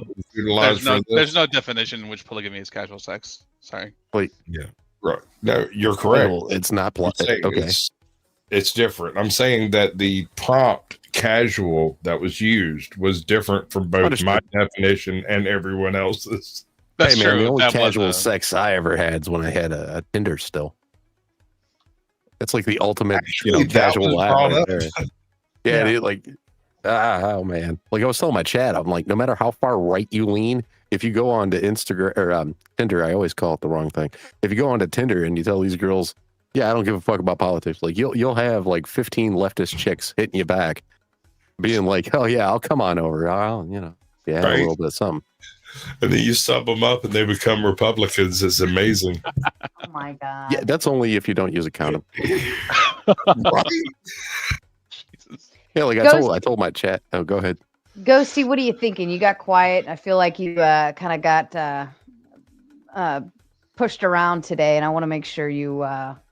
No, I'm good. I don't even know what we're talking about right now. I So I'm don't just know chilling. either. Nobody does. Nobody I have a does. question for Chuck. I got a question for Chuck. Yeah. Yes, sir. So, Chuck, if you have, let's say that you have a municipality or area where you have a lot of strip clubs, and you don't want people going to the strip clubs, do you try to pass some sort of law or something so that you can shut down the strip clubs, or do you just shame the people that go to the strip clubs? I don't think you really be able to shame them, to be honest with you. If they want in that strip club, they're going to figure out a way to get in, whether it's the front door or the back door. Ooh. The only, So you would have, oh so my you would God. have to, so you would have to close Said it. So you The have to only way close you're the- going to, yeah, you'd have to close them. Okay, That would so be that's the only way. That's the point that I was. So that's the point I was making earlier. The point I was Gotcha. making earlier is if you can cultivate the culture to have women value their chastity more, it's going to be a lot more difficult for men to engage in casual Yeah, sex. but you're taking the onus off of men. I think it's a shared responsibility. Yeah. I'm not Hold on, taking the who- onus who off of was men it that because shamed women the most society for always doing that? puts the onus on men. I don't have to hold men accountable because society's gonna hold men accountable regardless. You are taking the onus off of men because you're placing it onto like a government organization to enforce it. You're saying legalize these things and let the government handle it. He's saying shame it, not illegal. Well, I mean, at the end of the day, it's not gonna. Well, if we're being totally honest, it's not gonna happen. At the end of the day, women are gonna continue doing what they're doing. Many of you are gonna continue encouraging it, and pretty soon, probably around 2096, this entire Western society is going to collapse. We're going to start the process over again. We're going to have the strict rules around sex, and we'll build another society to its peak. And once it gets to the peak, we'll start doing the Jezebel shit again, and then it'll crash again. Yeah. I think it's going to be a lot sooner than thing, 96. You guys are given two options, right? There are more than two options. I'm always looking outside of the box. You reward good behavior. Well, the thing is, good behavior is already Well, I rewarded. would This is expect you to one of say the- that there's more than two options because you have that freaking Superman symbol from that new Superman movie on your head that I find deplorable, my friend. So, you know, we're going to have a conversation about that. I'm not going to. You got another option here, though. The hat is covering up the bald spot. See? Also, Bro, I that's don't have true. any There's bald more spots. than one option. I'm not I don't concerned have about any whether bald he's spots. got a bald spot or You not. want- hey, look, Chuck, since you're so desperate to see what I look like without a hat on, just go to my Instagram. I advertise it all the time, bro. Like I don't do Instagram. Oh, Here's- so hold you, on. yeah. Hold on. Let me say a couple of things. One, there's a couple things that were wrong in there. One, I don't know who here is super encouraging women to get into that stuff. I certainly am not. I just think, again, men also have a co-equal responsibility. Two, prohibition doesn't really work. While you can temporarily reduce the consumption of the thing you're targeting, what eventually prohibition did give rise to was one, a crazy culture of violent crime in the United States that was worse than the issues that the alcohol caused. And two, it created the sort of modern cocktail revolution once it was finally rescinded and got people to drink way more alcohol right afterward. And three, this idea of self-governance that's missing here, which is when we're trying to self-govern, the reason why we have to have the attitude that men have an equal responsibility is because when I, as an individual man, am looking at what can I do in next steps in order to mitigate how this affects me, I have to take my responsibility first. And as someone mentioned before, just not go in the club, regardless of whether they'll let me in. You should encourage guys to not go into every club that'll let them in. And if you truly have the thought that men are leaders and women follow, then when men start to make decisions of I'm not going to enter every club that lets me in, they'll probably follow suit and say, "Ooh, well, I want a man that doesn't enter every club that lets him in," and they'll start selecting for men with better values. Okay, so here's the thing. So number one, y'all won't let me dream. That's number one. I'm dreaming of a better world. You feel me? I realize you can't put the rabbit back in the hat. I understand that. However, this entire idea that you guys have that, well, the men need to do X, Y, Z. The men do not live in a bubble. The men live in the same society that encourages women to behave in a certain way. So those men behave in that same certain way. But women behave in that way because there's a demand from men for it. They're not doing it for lesbians. They're doing it for straight men. You don't put the rabbit back in the hat. You put the carrot in the hat and hope that the rabbit goes back to the carrot. But if they're at a strip club, they're in it for the money. Encouragement, as in rewarding good behavior. So, like, married men, married women go together to get-togethers with other married men and women. This is a reward of good behavior. Is this a pineapple party? But this already happens, right? I think what we just need to do is we need to shine a light on the fact we need to stop pretending that good behavior isn't already rewarded. Like, this is the thing, is like, we'll come in saying all these things are good and all these things are valuable, and then the moment we have an argument about it, we won't stand on that value at all. We won't say, yeah, no, it's actually better to have a fulfilling family than to be rich. Okay, but the problem Let me is do what I a quick alluded mic to check earlier. for Alexander. Oh, you got it? Okay, back to you, Angry Man. The problem is what I alluded to earlier. It's not the fact that we don't recognize that certain things are good. The problem is what I said to Powder Dusty earlier about instant gratification versus delayed gratification. The good things that we're talking about are delayed gratification, and most of what people are engaging in today is instant gratification. But If if you try to attack the supply side by going after the women, then you never instill the value of delayed gratification to men because they're not the ones in control actually delaying their gratification. Go ahead, not in control of delaying the gratification. The degree of Hold on. The guy should hold on. delay his Sasquatch own. just had his hand raised. Be polite. Delayed gratification builds character. Yeah. It doesn't really do a whole lot else in your real life. It builds character. It allows you to make decisions slightly better based on the fact that you're willing to put off your gratification long enough to get the result you want. Absolutely. But you're saying that the only way that a person can delay their gratification. My statement, sir. No, I'm not talking about you. I'm talking about Jeb. You're saying that the only way that you can delay gratification is to discipline yourself not to use the microwave. And what I'm saying is you can't use the microwave if it ain't there. Yeah, but then you are not. But then you're not instilling that value of delayed gratification. So I want you to let me dream for a second. No, of actually, a world I where am. We actually, I am where we because I am. According to Skinner, I'm actually delaying gratification, and that process is being learned through conditioning. No, hold on. When we talk about teaching someone delayed gratification, we don't say put a fruit snack in front of them and then take it away. We say put a fruit snack in front of them and make sure they know that 2 fruit snacks are going to come if they wait, and then make them wait while the fruit snack is still in front of them. You don't take it away because then they never learn. They never learn how to do it. Hold on. Can I bring up? Yeah, go ahead, Alexander. All right. So first of all, what is you can't try and take away the meal when you leave snacks everywhere. Okay. First, porn is too available. That is the most instant gratification you can possibly have. Right? It's literally on any screen you touch. It's on any computer you go to. It's in any room you want it to be in. Right? You don't have to go to a club. You don't have to hunt for a woman. You don't have to do anything else except type in a website. So until you get rid of that, talking about delayed gratification and taking women out from in front of men isn't going to work. Secondly, who did most of the shaming? It was men. Oh. Cactus. No, I think he's just excited. Oh, yeah, you were doing. Did you say cactus? It was me. Sorry, I took. Yes. Yeah. Yeah. The people who did most of the shaming was men, right? So if men want women to be shamed, the only people who are going to do it are going to be other men. And if the Chads, quote unquote, are the people who get the most women, then we're kind of asking women to not have sex while also putting out for the Chad.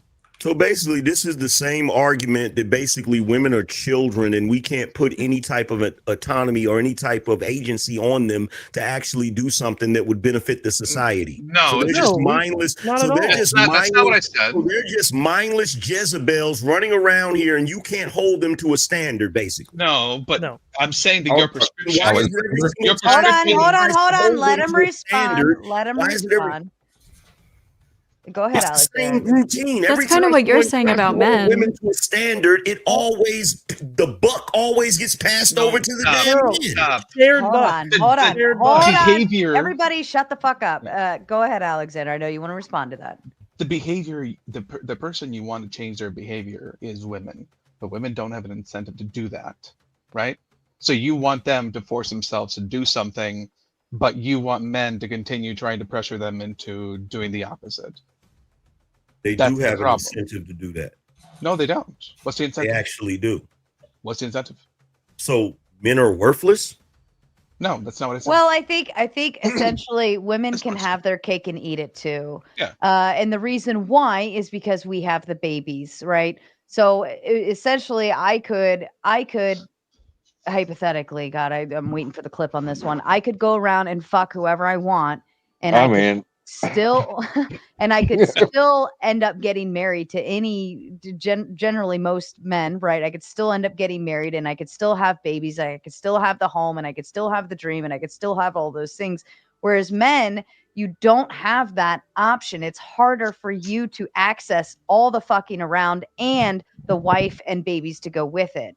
With a woman, I could go to a bar right now if I so chose, and I could pick probably at least 10 men who, if I just said come home with me, they would follow. Yep. Right. Yep. So whereas for you don't have that option. So I could have my cake and eat it too. I could fuck around all I want and still end up with a husband by the end of the year if I so want. Then basically the argument is because women have the upper hand to be debaucherous, we just have to accept the fact that they're going to be debaucherous. No, women don't have the upper hand. What he's saying is we don't have any incentive to stop, right? It's really like, it's like, well, if you could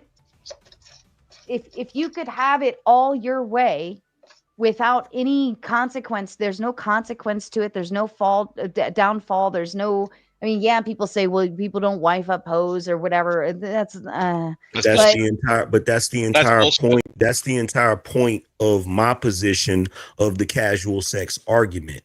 There is a downfall. The problem is women are too nearsighted to see it.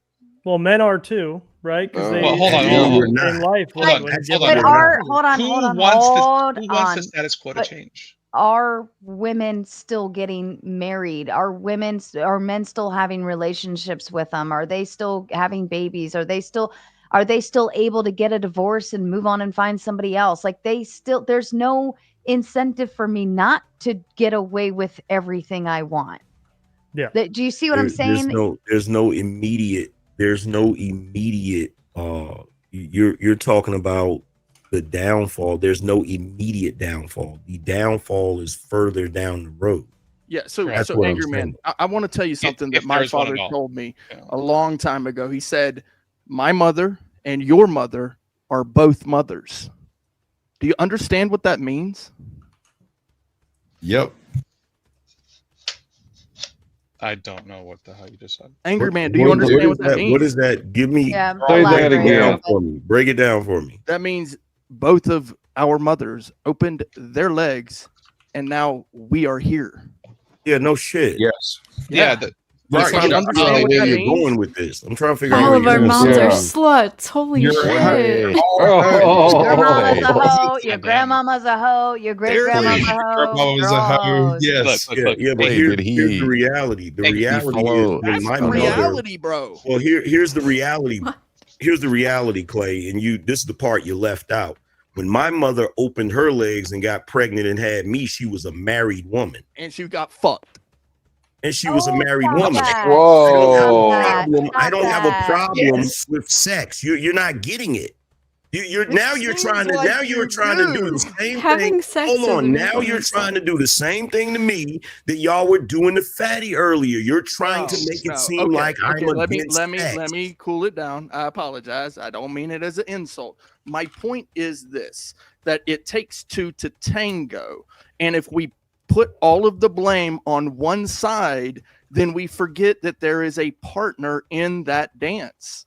Yeah, it always takes two to tango until it's time to pay the child support. That's right. Y'all are fucking hilarious. It always takes two to tango until it's time to pay the child support. It always takes two to tango until it's time to decide whether or not the baby dies. Like, kill all of that noise. Y'all can try that goofy shit with someone else. At the end of the day, women walk around like children with no damn agency, and y'all make excuses for them because you're a bunch of simps. Okay. It's not about excuses. It's about. It is an excuse. No, stop. Okay. It is absolutely an excuse. Hold on. You see a bad future, and you want something to change. The person you want to make the change are women. But the thing is, women have no reason to make the change. No, at least the in reason. immediate- No. Let me clarify my position, okay? Because when I'm sitting here saying, "Oh, I'm a dreamer," all that, I'm being facetious. I know this shit is doomed. I know it is. The problem is, women do need to change. They should be the ones to change. However, they're not going to change. And the reason why they're not going to change is because of bullshit like this right here. This is where men are failing at leadership. It's not from the aspect that you're talking about where, oh, they need to be more disciplined and they need to do this and they need to do that.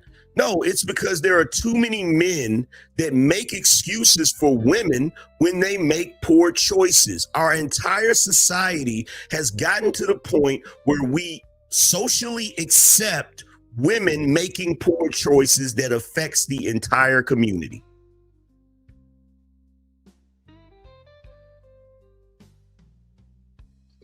That's fair to that's fair to an extent, but the prescription you keep giving is you want women to do something different. And my that they point don't is, want to do, right? Well, it's not that they don't want to do. There's no reason for them to do it. Which means they don't want to do it. There actually is a reason for them to do it. Why? The betterment of the damn society. There absolutely is a reason. There absolutely is a reason for them to do it. It's the very same reason that men do certain things, because they know it needs to be done, not just because they feel like doing something else. But here's the thing: if they knew and believed that to be the case, they would do something. But most women don't know or No, don't if believe we that that's had the a case. society, that wasn't so lax on their behavior, we didn't just get here today. This has been a slow burn. This has gotten here in recent times, where No, I we understand that. overlook the general decency of women, and we pretend as if they're children who are always going to engage in certain things, and we have to make concessions for them all the time. Well, no, that's the whole point, right? You keep saying society, but half of society is men, right? Men Yeah, I'm including them too. I'm including some of them too. Men are the only ones who care how many bodies a woman might have. We're the only ones who might care about it, so we're the only ones who can actually give them a reason to care as well. Because if we don't care, they have no reason to care either. Oh, no, actually they do. They do. They have a reason to care because it's their body. You remember when they say it's their body, their choice? Yeah. So basically what you're telling me is that they have bodily autonomy, but they shouldn't make better decisions based on their bodily autonomy? I'm not. You're saying better decisions, but there's no way to prove to everyone that that's the better decision. It is a way to prove that that's the better decision. Why? How do you prove that? How do you prove that? You look at the results of what happens when they go down that route. Okay. How many women in this country, do you realize that I can't speak to the entire country, but I can speak to the Black demographic. Do you realize that in the Black community, there are more women with STIs than men? Did you know that? Yeah, that would make sense. So you have women that are engaging in promiscuous casual sex, and as a result, many of them are being infected with STIs. Yeah, but that's all future thing. Humans are terrible at worrying about the future. If it doesn't affect us almost immediately, if it's not an immediate thing we have to worry about, we don't worry about it. Okay, look, here's the thing. I understand what you're saying. I get that, but we're not. That actually, what you just said actually proves my point, because that mentality is a very childish, immature mentality. It's not a mature mentality. The mature mentality is the mature mentality, regardless, humans, you said humans don't look to the future. That's not true. There are many humans that are mature that look to the future. I have a life insurance policy because I look to the future. I go on regular visits to the doctor because I look to the future. So no, it's not a matter of human beings being irresponsible. It's a matter of certain human beings being irresponsible. And in this day and age, women have been given a blank check and carte blanche to be extremely irresponsible, and it is affecting our society. And as much as you want to put the onus on men and try to say, well, men need to be better, we've had 30 plus to 40 plus, 60 years of men need to be better. At what point are we going to say, you know what, women need to be better? When? Well, they do, but okay, look. The people you're dealing with are not people in their 40s and 50s, right? They're not people who've lived long enough that they're worried about the end of their lives. They're thinking ahead. You're talking about people who are 16 to 26 years old for the most part. Those people they think they're invincible. Yeah, and you know why? The future think. So but that's men and women in that age range. It's not just and you know why the men and women in that age range are not planning for the future and not being more responsible, because they were raised by an irresponsible woman that